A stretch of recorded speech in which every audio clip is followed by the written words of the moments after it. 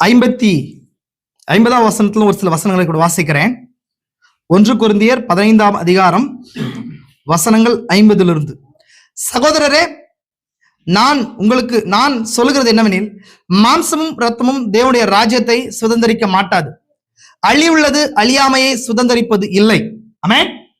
இங்க பவுல், தயவு செஞ்சு கவனிங்க, பவுல் இந்த இடத்துல சரீரங்களை குறித்து பேசுறார். நம்ம உபதேசத்துல கட்டப்படும் போது இதெல்லாம் ஒரு மேஜரான ஒரு உபதேசம். ஒரு சரீரங்கள் எடுத்துக்கொள்ளப்படுதல போகும்போது எவ்விதமான சரீரத்துல இருப்போன்றதும், தியாபினின்றது என்னன்றதும், இப்போ சரீரத்துல எவ்விதமான காரியத்துல நம்ம இருக்கிறோன்றதும் குறிச்சும் ரொம்ப இம்பார்ட்டன்டான காரியம். இது ரொம்ப நாளா நான் எடுக்கணும்னு சொல்லிட்டு நான் இருந்தேன். இன்னைக்கு தேவன் எடுக்கும்படி எனக்கு கிருபையில கூட்டி கொடுத்திருக்கிறார்.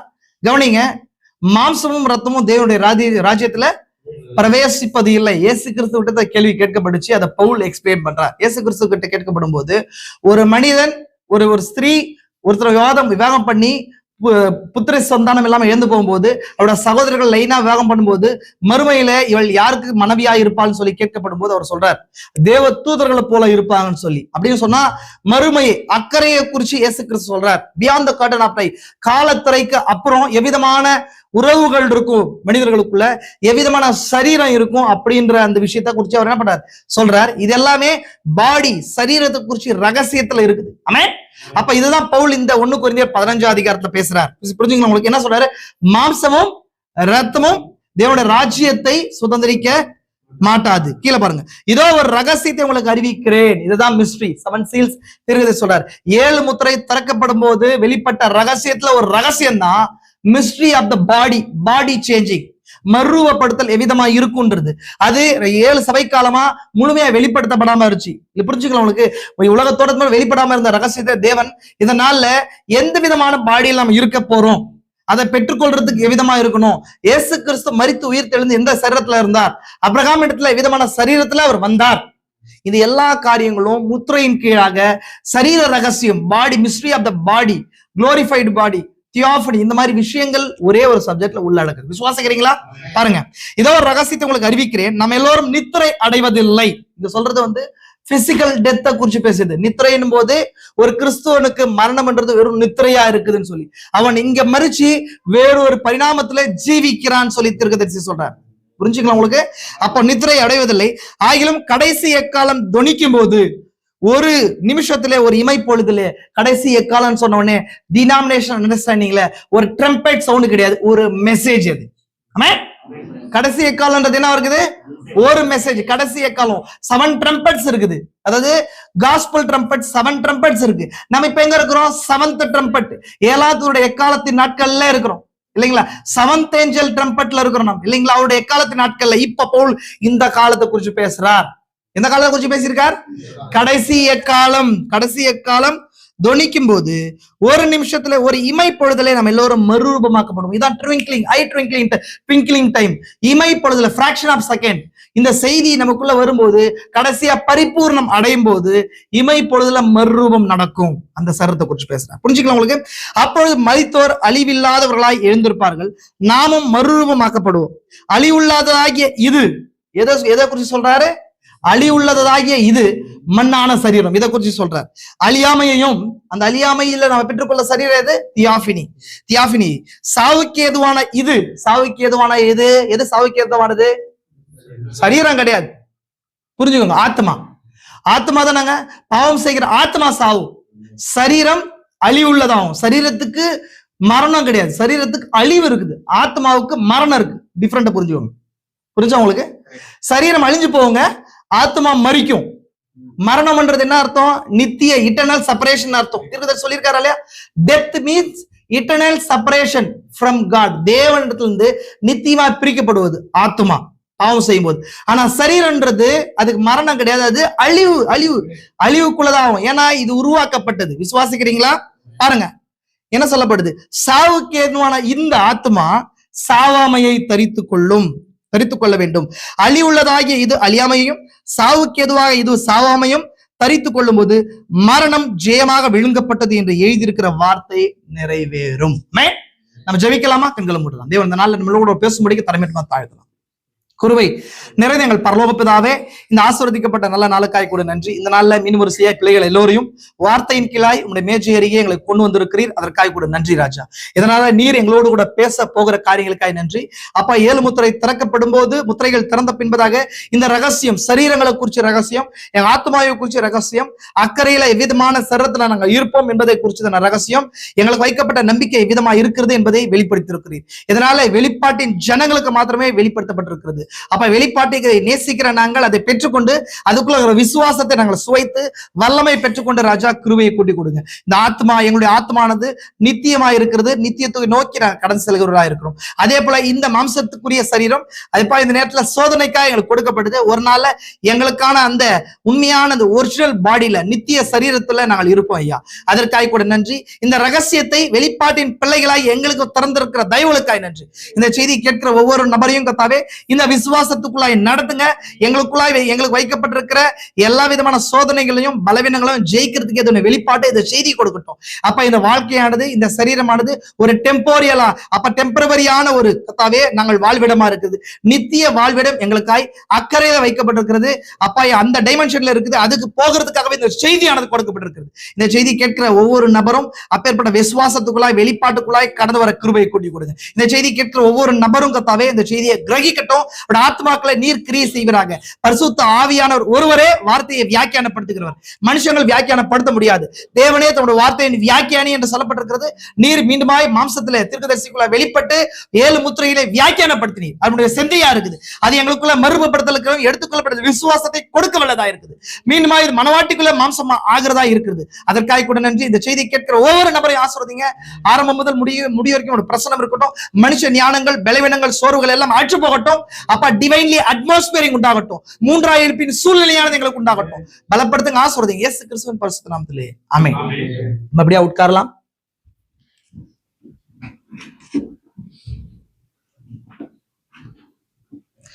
கர்த்தராகிய இயேசு கிறிஸ்துவின் பரிசுத்த நாமத்துக்கு மகிமை உண்டாகட்டும். கர்த்தர் தாமே கடந்து வந்த யாவரையும் ஆசீர்வதிப்பாராக. தேவன் உங்களோடு கூட இருப்பாராக. சகோதர சகோதரி, அல்லேலூயா, அல்லேலூயா. சரி, இதனால கொஞ்சம் சீக்கிரமா அநேக விஷயங்கள் இருக்கு, அநேக செய்திகள் இருக்கு. நம்ம காரியத்தை குறிச்சு பார்க்கலாம். எகைன் திரும்பமா உங்களுக்கு ஒரு டேர்ன் எடுத்து, லாஸ்ட் வீக் பார்த்த காரியத்துல டேர்ன் எடுத்து நான் ரீகால் பண்ண மாட்டேன். டேர்ன் எடுத்து சரீரங்களை குறிச்சு இதனால உங்களோடு கூட ஒரு அறிமுகத்தை கொடுக்கலாம்னு சொல்லி நான் நினைக்கிறேன். மீன் இதுவும் கூட ஒரு சீரியஸ் மெசேஜ் தான், ஒரு பெரிய மெசேஜ் தான். நான் பெரிய மெசேஜ் தரல. இன்னைக்கு கூடுமான வரைக்கும் ஒரு ஃப்ரேம் ஒர்க்கை உங்களோடு கூட பகிர்ந்து கொள்ளலாம்னு சொல்லி நினைக்கிறேன். தயவு செஞ்சு இந்த காரியத்தெல்லாம் கிரகித்து கொள்ளுங்க. வேதத்தை நேசிக்கிற இல்ல அக்கறையை நேசிக்கிற, கண்டிப்பா நான் எடுத்துக்கொள்ளப்படுதல்ல போகணும், எடுத்துக்கொள்ளப்படுதலே என்னுடைய நித்திய நோக்கம்னு சொல்லி புரிந்து கொண்டு விசுவாசிக்கிற ஜனங்களுக்கு இந்த செய்தி பிரயோஜனப்படும். ஆமென். ஏதோ இந்த உலகத்தோடு கூட வாழ்ந்து கொண்டு, சபையோடு கூட வாழ்ந்து கொண்டு பூமிக்குரிய ஆசீர்வாதங்களுக்காக வாழ்கிற யாருக்குமே இந்த செய்தி பிரயோஜனப்படாது.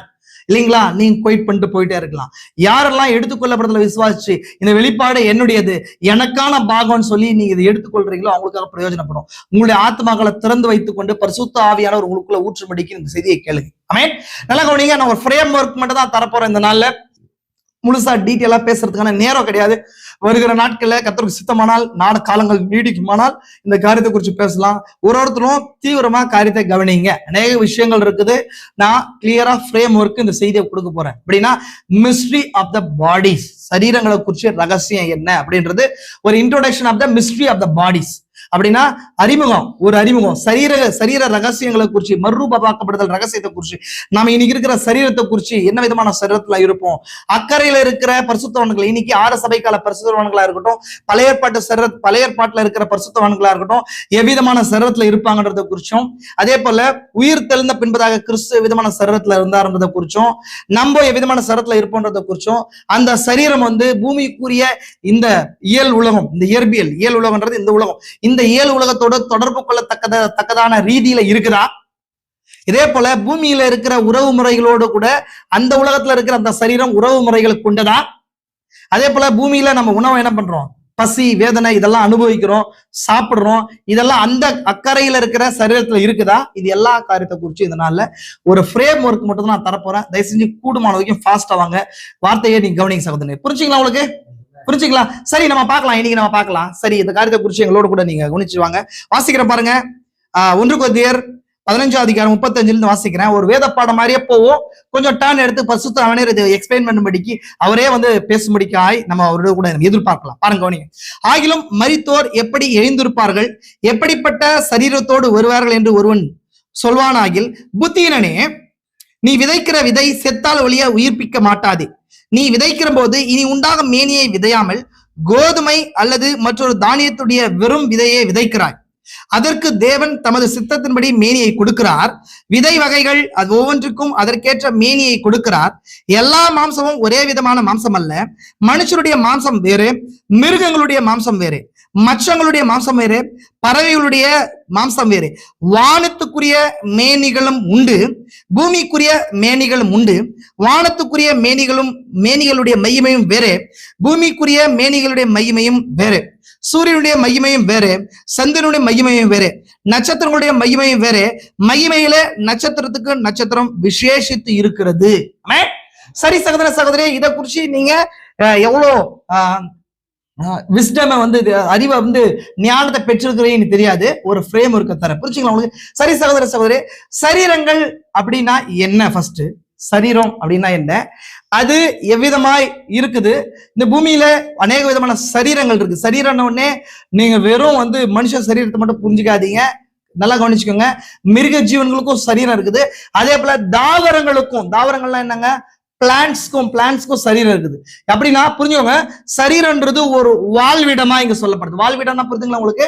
ஒரு டாபர்னக்கல், ஒரு வாழ்கிற ஒரு கூடாரமா சொல்லப்படுது. அப்போ அதுக்குள்ள ஒரு ஜீவன் வாசம் செய்து அந்த ஜீவனுக்கு ஏற்ற கனிகளை, வேலைகளை அந்த சரீரத்துல செய்கிறதா இருக்குது. புரிஞ்சா உங்களுக்கு?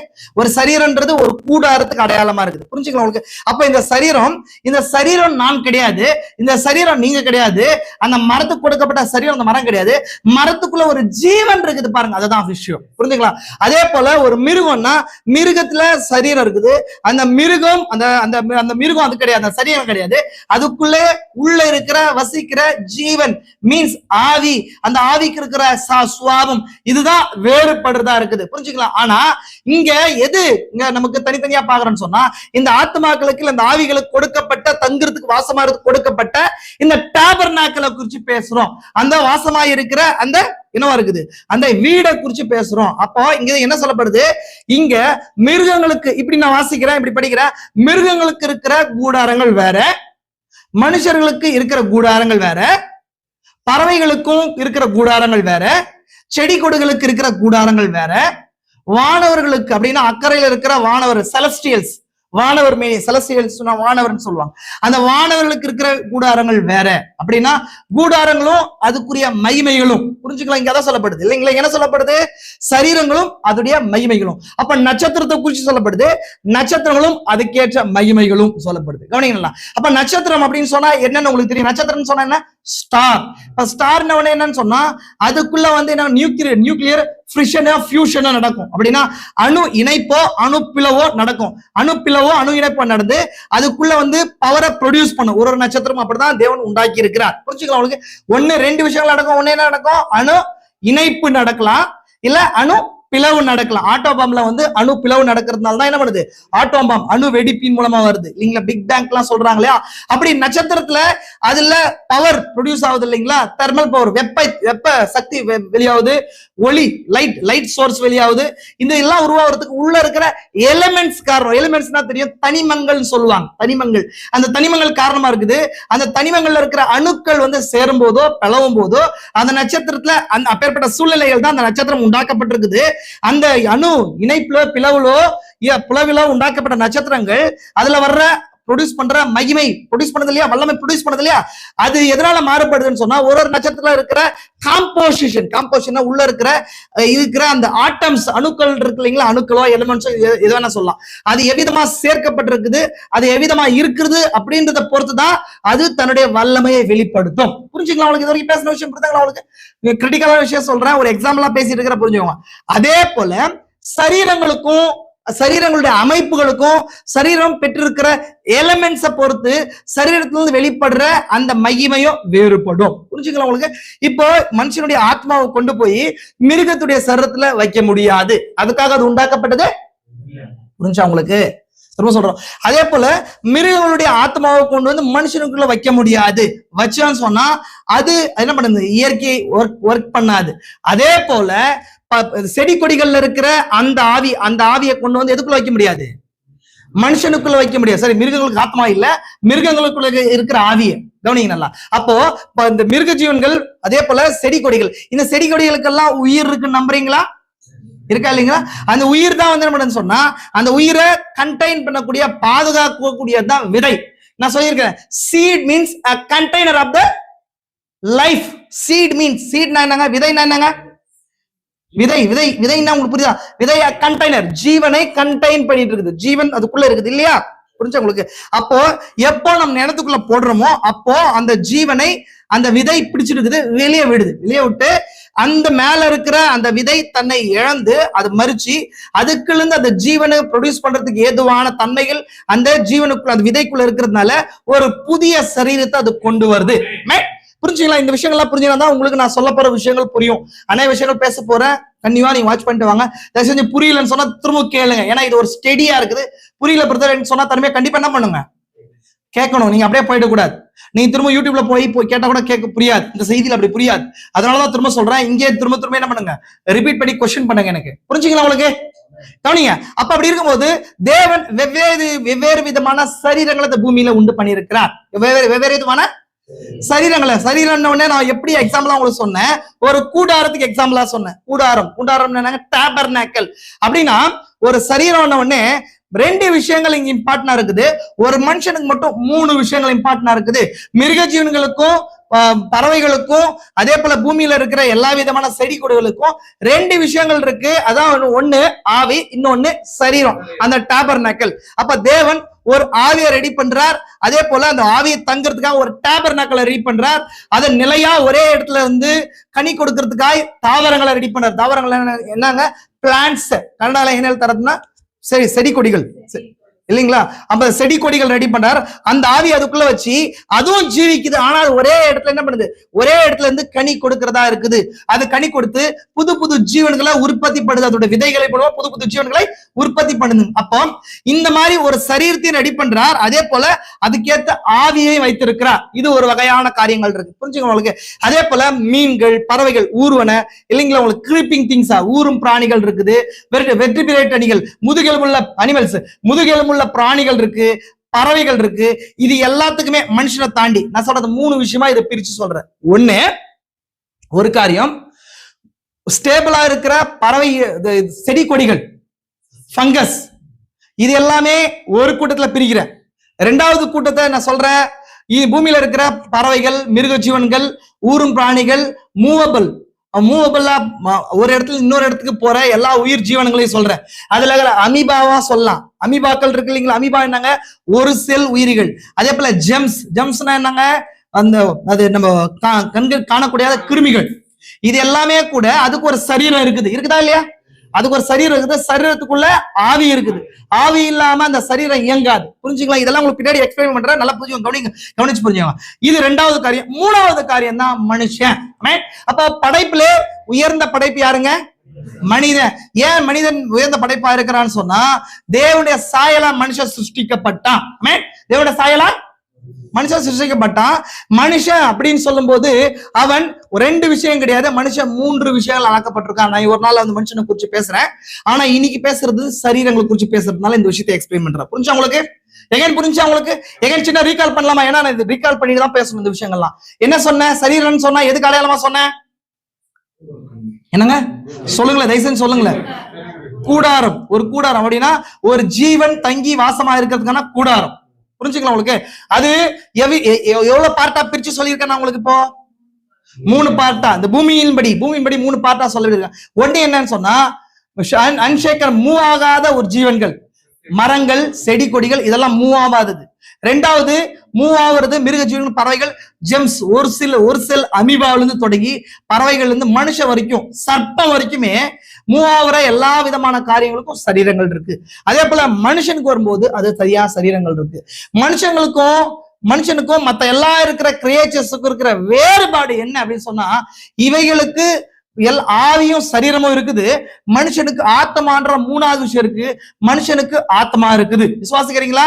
மிருகங்களுக்கும் பறவைகளுக்கும் செடி கொடிகளுக்கும் என்ன இல்லைங்க, ஆத்மா இல்ல. இப்ப உங்களுக்கு திரும்ப சொல்றேன், ஆத்மான்னு சொன்னா என்ன அர்த்தம்? ஆத்மா என்ன? What is soul? ஆவியுடைய, கரெக்டா ஞாபகம் இருக்குது, ஆவியுடைய சுவாபம் தான் ஆத்மா. ஒரு ஆவிக்கும் தனித்தனி சுவாபத்தை தேவன் கொடுத்திருக்காரு மனுஷனுக்குள்ள. ஆனா மிருக ஜீவன்களும் பறவைகளுக்கும் அந்த மாதிரி தனிப்பட்ட சுவாபம் கிடையாது. இன்பில்டா தேவன் அந்த ஆவிக்குன்னு தனிப்பட்ட எல்லா மிருக ஜீவன்கள் எல்லா பறவைகளுக்கும் ஒரே விதமான தன்மைகளையும் சுவாபத்தை கொடுத்திருக்காரு. Means power of choice, free moral agents கிடையாது. அதுக்கு தன் சுவாபத்தை தன்மையை மாற்றிக்கொள்ற தன்மை கிடையாது. தேவன் எவ்விதமா அவைகளை சிருஷ்டித்தாரோ அதுக்கேற்ற விதத்துல ஒர்க் பண்றதான் எல்லா மனுஷனை தாண்டி எல்லா மிருக ஜீவன்களும் படைக்கப்பட்டிருக்குது. புரிஞ்சுங்களா உங்களுக்கு? நான் ஏன் சொன்னேன், மத்த எல்லா விஷயங்களும் ரெண்டு விஷயங்களை கொண்டிருக்குது. ஒண்ணு ஆவி, இன்னொன்னு சரீரம். அப்ப இந்த சரீரம் தான் கண்டெயின் பார்ட் ஆஃப் த லைஃப்னு சொன்னேன் இல்லைங்களா? Seat means a contain part of the life. அப்படின்னா அது ஜீவனை வைத்து பாதுகாக்கிற ஒரு கண்டெய்னர்னு சொன்னேன். இப்ப சரீரமும் கூட அவிதமா இருக்குது, நம்மளுடைய சரீரங்கள் கூட அவிதமா இருக்குது. இப்ப அதுக்கு ஒரு சின்ன எக்ஸாம்பிள் சொல்லி நான் உள்ள கொண்டு போலாம்னு நினைக்கிறேன். நான் சொல்லிட்டேன், பூமியில இருக்கிற எல்லா விஷயத்தையும் சொல்லிட்டேன். ஆனா உயிரில்லாத விஷயங்கள் இருக்குது. பூமியில உயிரில்லாத விஷயங்கள் இருக்கு இல்லைங்களா? உயிரில்லாததுங்க, தேவனால் படைக்கப்பட்ட உயிரில்லாதது எது? ஸ்டோனு, கல்லு, மண்ணு இல்லைங்களா? அதே போல நட்சத்திரங்களை குறிச்சு நம்ம பார்த்தோம். நட்சத்திரங்களை பார்த்தோம் இல்லைங்களா? பிளானட்ஸை பார்த்தோம். இவைகளுக்குள்ள இருந்து ஒரு பவர் வந்து ப்ரொடியூஸ் பண்ணுது. எல்லாம் பவர் ப்ரொடியூஸ் பண்ணுது இல்லைங்களா? இது எப்படி நடக்குது? மனுஷனுடைய சரீரம் இப்படி இருக்கிறதுக்கான காரணம் என்ன? மிருகஜீவனுடைய சரீரங்கள் அப்படி இருக்கிறதுக்கான காரணம் என்ன? அதே போல ஃபங்கஸ்னா என்னங்க, என்ன சொல்லுவாங்க, பூஞ்சை, காளான், பாசிகள்லாம் அப்படி இருக்கிறதுக்கான காரணம் என்ன? ஜெம்ஸ் அது மாதிரி இருக்கிறதுக்கான காரணம் என்ன? இது எல்லாத்துக்குமே உருவங்கள். இப்போ ஆவிக்கு உருவம் இருக்குதா? ஆவிக்கு நம்ம உருவமா பார்க்க முடியாது. ஆனா ஆவி இருக்குதுன்றத ஒரு சரீரத்தை வச்சுதான் நம்ம புரிந்து கொள்ள முடியும். கண்டெய்னரை வச்சுதான் புரிஞ்சு கொள்ள முடியும். அந்த கூடாரத்தை வச்சுதான் புரிஞ்சு கொள்ள முடியும். புரிஞ்சுக்கலாம் உங்களுக்கு? அப்ப அப்படி இருக்கும்போது கவனிச்சுக்கோங்க சகோதரி, இவ்விதமா அமைக்கப்படும் போது மனுஷன் வரைக்கும் இவ்விதமா வந்திருக்குது. நாம பார்க்க போற விஷயம் சொன்னா மனுஷனை குறிச்சு பாக்குறோம். அதனால இந்த எக்ஸாம்பிள் எல்லாம் உங்களுக்கு சொல்லி கொண்டு வந்திருக்கிறேன். இப்ப மனுஷனுக்குள்ள வந்துடலாம். மனுஷனுக்கு எப்படி இந்த சரீரம் கொடுக்கப்பட்டுச்சு, இது எவ்வளவு வகையா இருக்குதுன்றத குறிச்சு நான் சொல்லிடுறேன். நான் ரொம்ப சஸ்பெண்ட் வைக்காம சொல்லிடுறேன். மனுஷனுடைய சரீரங்கள் இம்மையிலும் மறுமையிலும் சேர்த்து 3 பாகமா தீர்க்கதரிசி பிரிக்கிறார். எத்தனை பாகமா பிரிக்கிறாரு? 3 பாகமா தீர்க்கதரிசி பிரிக்கிறார். ஒண்ணு இந்த மண்ணான இந்த சரீரம், ரெண்டாவது தியோபனி அப்படின்றதான சரீரம், மூன்றாவது குளோரிஃபைட் மகிமையின் சரீரம். 3 காரியங்களா பிரிக்கிறார். இது எப்படின்றத நான் பின்னாடி உங்களுக்கு சொல்றேன். அப்போ ஒண்ணு மண்ணான சரீரம், ரெண்டாவது தியோபனி, மூன்றாவது மகிமையின் சரீரம். 3 காரியங்களா தீர்க்கதரிசி இந்த காரியத்தை என்ன பண்றாருங்க, பிரிச்சு செப்பரேட் பண்ணி சொல்றாரு. சரி, இது எப்படி ஆரம்பத்துல வந்துச்சு, ஏன் இது இப்படி மாறுச்சு அப்படின்ற காரியத்தை குறிச்சு நான் உங்களுக்கு சொல்றேன். கவனிங்க, ஒரு சில விஷயங்கள் அப்படியே வாட்சி நான் சொல்றேன் உங்களுக்கு. கவனிங்க, இப்ப சரீரத்தை குறிச்சு சொல்றேன் பாருங்க. பூமியின் சரீரங்கள் என்ன சொல்லப்படுது? மனித சரீரம் ஆதியாகமம் 2:7 சொல்லப்படுது. கர்த்தர் 2வது அதிகாரத்துல சொல்றாரு, பூமியில நாம் வாழ்ற இந்த சரீரத்தை குறிச்சு பாக்குறோம். மனுஷனுக்கு எவ்வளவு விதமான சரீரங்கள் இருக்குன்னு சொன்ன 3 பாகமா பிரிக்கிறாரு. ஆனா ஒன்னாதான் இருந்துச்சு. புரிஞ்சுக்கோ நல்லா, எவ்வளவு இருந்துச்சு? ஒன்னாதான் இருந்துச்சு. சிருஷ்டிக்கும் போது அப்படிதான் வச்சிருந்தார் தேவன். அதுக்கப்புறம் பாத்தீங்க சொன்னா பாவம் வந்த பின்னாடிதான் அது ஒன்றிலிருந்து ஒன்று பிரிஞ்சு வெளியே வந்துச்சு. நான் சொல்றேன் உங்களுக்கு அந்த எக்ஸாம்பிள் சொல்றேன். ஆதியாகமம் 1வது அதிகாரம் 26-27 தேவன் ஃபர்ஸ்ட் பின்பு நமது சாயலாகவும் நமது ரூபத்தின்படியே மனுஷனை உண்டாக்குவோமாகன்னு சொன்னார். சொல்லும் போது அவர்களை ஆணும் பெண்ணுமாக உண்டாக்குவோமாகன்னு சொன்னார். அப்ப உண்டாக்கப்பட்ட மனுஷன் யாரு? அப்ப அங்க உண்டாக்கப்பட்ட சரீரம் என்ன அப்படின்னு சொன்னா அதான் ஆவி மனிதனா இருக்கிறான். அதுக்கு ஒரு தியாஃபினி இருந்துச்சு. அது தேவ சாயல் கொண்ட சரீரம். அதான் தேவனுடைய தியாஃபினியை போல ஒரு தியாஃபினி மனுஷனுக்கு கொடுத்தார். அதான் ஃபர்ஸ்ட் ஒரு மனுஷனா இருக்கிறான். அதான் என்ன இருக்கிறான், அந்த ஆவி மனிதன் சொல்லப்படுற இந்த தியாஃபினி, ஃபர்ஸ்ட் தியாஃபினி மனுஷன் ஆதாமுக்குரிய தியாஃபினி. புரிஞ்சுங்களா? அப்ப இது எடுத்துட்டு வந்து 2வது அதிகாரத்துல நம்ம வாசிக்கிறோம் பாருங்க. முதல் அதிகாரம் 2வது அதிகாரத்துல தேவன் 1வது அதிகாரத்துல பாட்டு படிச்சுட்டீங்க. 1வது அதிகாரத்தை நீங்க அப்படியே வாட்சிட்டு பாருங்க. நான் அந்த காரியத்தை அப்படியே வாட்சி தான் சொல்ல முடியும். அதையும் வாசிக்கிற பாருங்க.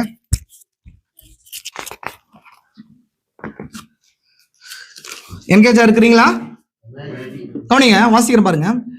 பின்பு நமது சாயலாக நமது ரூபத்தின்படி மனுஷனை உண்டாக்குவோமாக, அவருடைய சமுத்திரத்தின் மச்சங்களையும் ஆகாயத்து பறவைகளையும் மிருக ஜீவன்களையும் பூமி அனைத்தையும் பூமியின் மேல் ஊறும் சகல பிராணிகளையும் ஆழக்கடவர்கள் சொன்னார். சொல்லிட்டாரா? சொல்லிட்டு இது கீழே சொல்றாரு பாருங்க, தேவன் தம் உண்டாக்கிய எல்லாவற்றையும் பார்த்தார், அது மிகவும் நன்றா இருந்தது. சாயங்காலமும் விடியற் காலம் ஆகி 6ஆம் நாள் ஆயிற்று. தேவன் எல்லாத்தையும் என்ன பண்றாருங்க? 6ஆம் நாள்ல எல்லாத்தையும் சொல்லுங்களா செஞ்சு கம்ப்ளீட் பண்ணி முடிச்சிட்டாரு. பாருங்க 2வது அதிகாரம் சொல்லுது, இவ்விதமாய் வானமும் பூமியும் அவைகளின் சர்வசேனையும் உண்டாக்கப்பட்டு தீர்ந்தன. எல்லாம் உண்டாக்கப்பட்டு தீர்ந்தாச்சு. இப்ப 2வது அதிகாரம் பாருங்க, வசனம் சொல்லுது, தேவன் தமது செய்த தம்முடைய கிரியைகளை 7ஆம் நாள் நிறைவேற்றி உண்டாக்கி தம்முடைய கிரியைகளை எல்லாம் முடித்த பின்பு 7ஆம் நாள்ல ஓய்ந்திருந்தார். அப்ப சிருஷ்டிப்பின் நாட்கள் என்ன பண்ணிச்சு? இப்போ சிருஷ்டிப்பின் நாட்கள்ல முடிஞ்சு, சிருஷ்டிப்பின் நாட்கள் முடிஞ்சு. இது கீழே பாருங்க, அது கீழே முக்கியமான விஷயத்த சொல்றேன். 5வது வசனம் வாசிக்கிறேன். நிலத்தினுடைய சகலவிதமான செடிகளும் பூமி மேல் இன்னும் உண்டாகவில்லை, நிலத்தினுடைய சகலவித பூண்டுகளும் இன்னும் முளைக்கவில்லை, ஏனெனில் தேவனாய கர்த்தர் பூமியின் மேல் மழையை பெய்ய பண்ணவில்லை, நிலத்தை பண்படுத்த மனுஷன் இருந்ததில்லை. நிலத்தை பண்படுத்த மனுஷன் இல்ல அப்படின்னு சொல்றாரு. 1வது அதிகாரத்துல சிருஷ்டிப்பின் நாட்கள் முடிஞ்சே. தேவன் சொல்றார், நீ பழுகி பெருகி பூமியை நிரப்பி ஆண்டு கொள்ள சமுத்திர பட்சங்களையும் மச்சங்களையும் ஆகாயத்து பறவைகளையும் பூமியின் மிருக ஜீவன்களையும் ஆண்டு கொள்ளன்னு சொல்லிட்டாரு. ஆனா சிருஷ்டிப்பின் நாட்கள் ஓவரான பின்னாடி மனுஷன் அங்க இல்லைன்ற தேவன் சொல்றார். அப்ப அவன் உண்டாக்கப்பட்ட மனுஷன், அந்த சரீரம் வேற. அதான் சொன்னேன், அதான் தியோஃபனின்னு சொன்னேன் நான் உங்களுக்கு. அதான் தியோஃபனி என்னன்றது அநேக முறை சொல்லியிருக்கேன். தியோஃபனி என்ன? தேவ சாயல் அர்த்தம். தியோஃபனியா, தியோஸ்ன்னு சொன்னா கிரேக்க வார்த்தை என்ன அர்த்தம்? தேவன். தியோஸ், தியாலஜின்னு வாசிக்கிறோம் இல்லையா? தியோஃபனினா தேவ சாயல். தியோஃபனினா தேவ சாயல் கொண்டு, தேவ சாயல் அதுன்னு அர்த்தம். அப்போ தேவன் 1ஆதிகாரத்துல நமது சாயலின்படி, நம்ம ரூபத்தின்படியே போது தேவன் எவ்விதமா இருந்தாரோ அந்த சாயலின்படி உண்டாக்கினார். ஆமென். அப்ப அப்படி இருக்கும்போது தியோஃபனிகளுக்கெல்லாம் தொடக்கம் எது? அந்த காரியத்தை குறித்து நான் பார்க்க போறேன். ஒன்னொன்னு ஒடிச்சு உள்ள போறதா இருக்கு.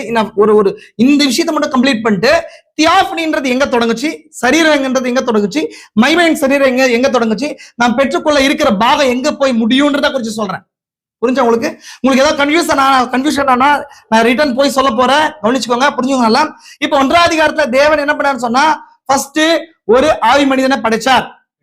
மீன்ஸ் என்ன சொன்னா, இந்த பூமியில காணக்கூடாத, இந்த பூமியோடு கூட தொடர்பு இல்லாத ஒரு மனுஷனை படைச்சார் இல்லையா? அதனாலதான் 2ஆம் அதிகாரம் வரும்போது பூமியை பண்படுத்த மனுஷன் அங்கே இருந்ததில்லை. மிருகஜீவனோட பண்படுத்த மிருகஜீவனோட கனெக்ட் பண்றதுக்கு மனுஷாங்க இருந்ததில்லை. 2ஆம் அதிகாரத்துல இப்பதான் சொல்றாரு பாருங்க, என்ன நடக்குது?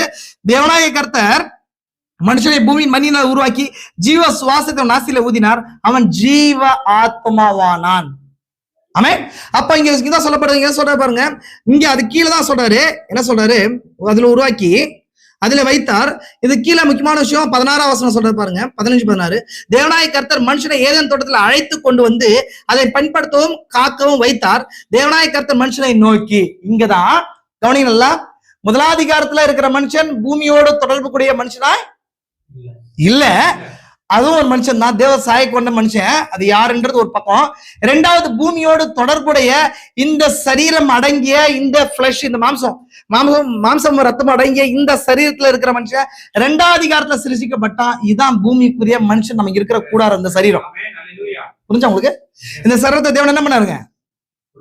உருவாக்குனார். புரிஞ்சா உங்களுக்கு? இப்ப நல்லா கவனிங்க, இந்த சரீரம்ன்றது எது? இந்த சரீரம் எப்படி புரிஞ்சுக்கணும்னு நான் சொன்னேன் உங்களுக்கு. சரீரம்னா கூடாரம் சொல்லி சொன்னேன், டாபர்னாக்கல், ஒரு கூடாரம் சொன்னேன். இப்ப தேவன் என்ன பண்ணாரு? ஆல்ரெடி தேவன் மனுஷனை உண்டு பண்ணாரு இல்லையா? அந்த மனுஷனை கொண்டு வந்து இந்த சரீரத்துக்குள்ள வைத்தார். இப்ப அதுதான் 1ஆம் அதிகாரத்துல இங்க சொல்லப்படுது. இந்த செயல் வதியில பொயட்டிக் லாங்குவேஜ்ல சொல்லப்படுது, தேவன் தான் ஜீவ சுவாசத்தை ஊதினார், மனுஷன் ஜீவ ஆத்மாவானான்னு சொல்லப்பட்டிருக்கு இல்லையா? ஜீவ சுவாசம் ஊதினார்னு சொன்னா அப்படி கிடையாது. 1ஆம் அதிகாரத்துல உண்டாக்கப்பட்ட மனுஷன் 2ஆம் அதிகாரத்துல உண்டாக்கப்பட்ட மாம்சரீதியான சரீரத்துக்குள்ள வைத்தார். அப்படின்னா மனுஷன் 2 உலகத்துல வாழ்ந்தான். ஒண்ணு காணக்கூடிய உலகத்திலையும் காணக்கூடாத உலகத்திலையும் வாழ்ந்தான். ஏன்னா 1ஆவது அதிகாரத்துல உண்டாக்கப்பட்ட மனுஷன் தேவ சாயல் கொண்ட மனுஷன், அவன் தியாஃபனியா இருந்தான். அது எந்த உலகத்தோட தொடர்பு கொண்டதுன்னு சொன்னா 6வது 7வது பரிணாமத்தோட தொடர்பு கொண்ட மனுஷன். ஏன்னா 6வது 7வது பரிணாமத்துல யார் இருக்கிறது? தேவன் வாசமாய் இருக்கிறார். ஆனா இந்த பூமியில இருக்கிறதுக்கு முதல் 4 பரிணாமங்களோட தொடர்புடைய மனுஷனா இருக்கணும். அது மண்ணான சரீரத்தோடு இருக்கிற மனுஷனா இருக்கணும். பூமியில இருக்கிற எலிமெண்ட்ஸால உண்டாக்கப்பட்ட மனுஷனா இருக்கணும். விசுவாசிக்கிறீங்களா? இப்ப நான் சொல்றேன், கவனிங்க நல்லா. முதலா இருக்கிற மனுஷன், இப்ப இந்த சரீரம் எப்படி உண்டாக்கப்பட்டிருக்குது? சரீரம் மண்ணால உண்டாக்கப்பட்டிருக்கு. இது சரியா இன்னும் டீட்டெயிலா உங்களுக்கு மெடிக்கல் சயின்ஸ்ல சொல்லணும்னு சொன்னா தீர்க்கதரிசி சொல்றாரு, இந்த சரீரம் 16 மூலக்கூறுகளால உண்டாக்கப்பட்டிருக்குது. சரியா சொல்லலாம், 16 இதனை எலிமெண்ட்ஸால தனிமங்களால உண்டாக்கப்படுறதுன்னு சொல்லி சொல்றாரு. சயின்ஸ் சொல்லுது அது 25 சொல்லுது. நான் திரும்ப சொல்றேன், அந்த கோர்ஸ்குள்ளே வரேன். இங்க பாருங்க, இதுதான் நான் சொல்றேன். அந்த பாகம் இங்க பாருங்க. ஹியூமன் பாடி இப்ப நான் சரீரமா பாக்குறேன் இல்லையா, இந்த சரீரம் பாக்குறேன் இல்லைங்களா, இந்த சரீரத்துல இந்த சரீரமா இப்படி உருவாகிறதுக்கு, இந்த நகங்கள் உருவாகிறதுக்கு, இந்த முடி உருவாகிறதுக்கு, உள்ள இருக்கிற எலும்பு உருவாகிறதுக்கு, உள்ள இருக்கிற ரத்தம் உருவாகிறதுக்கு, இதெல்லாம் ஒரு மனுஷ சரீரமா உருவாகிறதுக்கு தேவன் பூமியில இருக்கிற தனிமங்கள், தமிழ் கணதல் ಹೇಳ್ತಾರ ಗೊತ್ತಿಲ್ಲ ನನಗೆ, இங்கிலீஷ்ல எலிமெண்ட்ஸ் ಅಂತಾರೆ. பூமியில எத்தனை விதமான எலிமெண்ட்ஸ் இருக்கு தெரியுமா உங்களுக்கு? 118 தனிமங்கள் இருக்கு. மனுஷன் பூமியில 118 தனிமங்கள் இருக்கு. தனிம வரிசை அட்டவணைன்னு சொல்லுவாங்க, பீரியாடிக் டேபிள்னு சொல்லுவாங்க. அந்த பீரியாடிக் டேபிள்ல தான் 3 விதமான ஸ்டேட்ல எலிமெண்ட்ஸ் இருக்கு. ஒன்னு கேஸ் ஃபார்ம்ல இருக்கு, இன்னொன்னு லிக்விட் ஃபார்ம்ல இருக்குது, இன்னொன்னு சாலிட் ஃபார்ம்ல இருக்கு. தமிழ்ல சொல்லணும்னா ஒன்னு வாயு ஃபார்ம்ல இருக்கு, மேல இருக்கிறதுலாம் வாயு ஃபார்ம்ல இருக்கும். இன்னொன்னு திரவம்னா தண்ணீர் போல திரவமா இருக்கும். இன்னொன்னு சாலிட் கடினமான திட பொருளா இருக்கும். இப்ப புரிஞ்சு நான் சொல்ற விஷயம், இந்த தனிமங்களை வச்சுதான் தேவன் இந்த வானத்தை பூமியில இருக்கிற காணக்கூடிய எல்லா வஸ்துக்களையும் உண்டாக்குனார். சொல்ல புரியுதா உங்களுக்கு? இதெல்லாம் ரொம்ப டீட்டெயிலான விஷயம். இந்த பூமியில பாக்குற நட்சத்திரங்கள், நம்ம காண்கிற எல்லாமே இந்த ஆட்டம்ஸ்னால ஆக்கப்பட்டிருக்குது. நான் சொன்னேன் இல்லைங்களா, ஒரு பொருளை உடைச்சு கடைசியா போகும்போது நம்ம பாக்குறது எதை பாக்குறோம்? அணுவை பாக்குறோம். அணுவை உடைச்சா கூட அணுல 3 விஷயங்கள் இருக்குன்னு சொன்னேன், எலக்ட்ரான், புரோட்டான், நியூட்ரான். அதையும் உடைச்சா குவார்க்ஸ் சொல்லி இன்னும் சின்ன விஷயத்த மனுஷன் நீ கண்டுபிடிச்சிருக்கான் இல்லைங்களா. எலக்ட்ரான், புரோட்டான், நியூட்ரான் சேரும்போது ஒரு அணு ஆகுது. அணுக்கெல்லாம் சேரும்போது அணு மூலக்கூறா மாறுது. மூலக்கூறலா சேரும்போது துகளா மாறுது. துகளா சேரும்போது தான் ஒரு பொருளா வருது. அப்போ ஏன் இந்த பொருள் இந்த ரப்பர், இங்க இருக்கிற ரப்பர்ல வேறுபடுதுன்னு சொன்னா, பூமியில தேவன் ஏறக்குறைய 118 ஏறக்குறைய தேவன் உண்டாக்குன அந்த அணுக்கள், இந்த ஒரு 7-8 அணுக்கள், இந்த மூலக்கூறுகள் மீன்ஸ் தனிமங்கள் மனுஷனா மிக்ஸ் பண்ணி உண்டாக்கி இருக்கிறான். எக்ஸாக்டா எனக்கு தேவன் உண்டாக்குன, அதாவது இயற்கையின் தனிமங்கள் எவ்வளவுன்னு சொல்லி தெரியல எனக்கு, நான் கணக்கு சொல்றேன் அப்புறம் கவனிங்க நல்லா.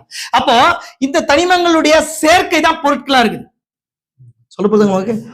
இந்த தனிமங்கள் எவ்விதமா சேர்க்கப்பட்டிருக்குதோ அதுக்கேற்ற மாதிரி பொருட்கள் உருவாகுது. இப்ப எக்ஸாம்பிள் சொல்றேன், வாட்டருக்கான அந்த மூலக்கூறு இணைப்பு என்னன்னு சொன்னா H2O.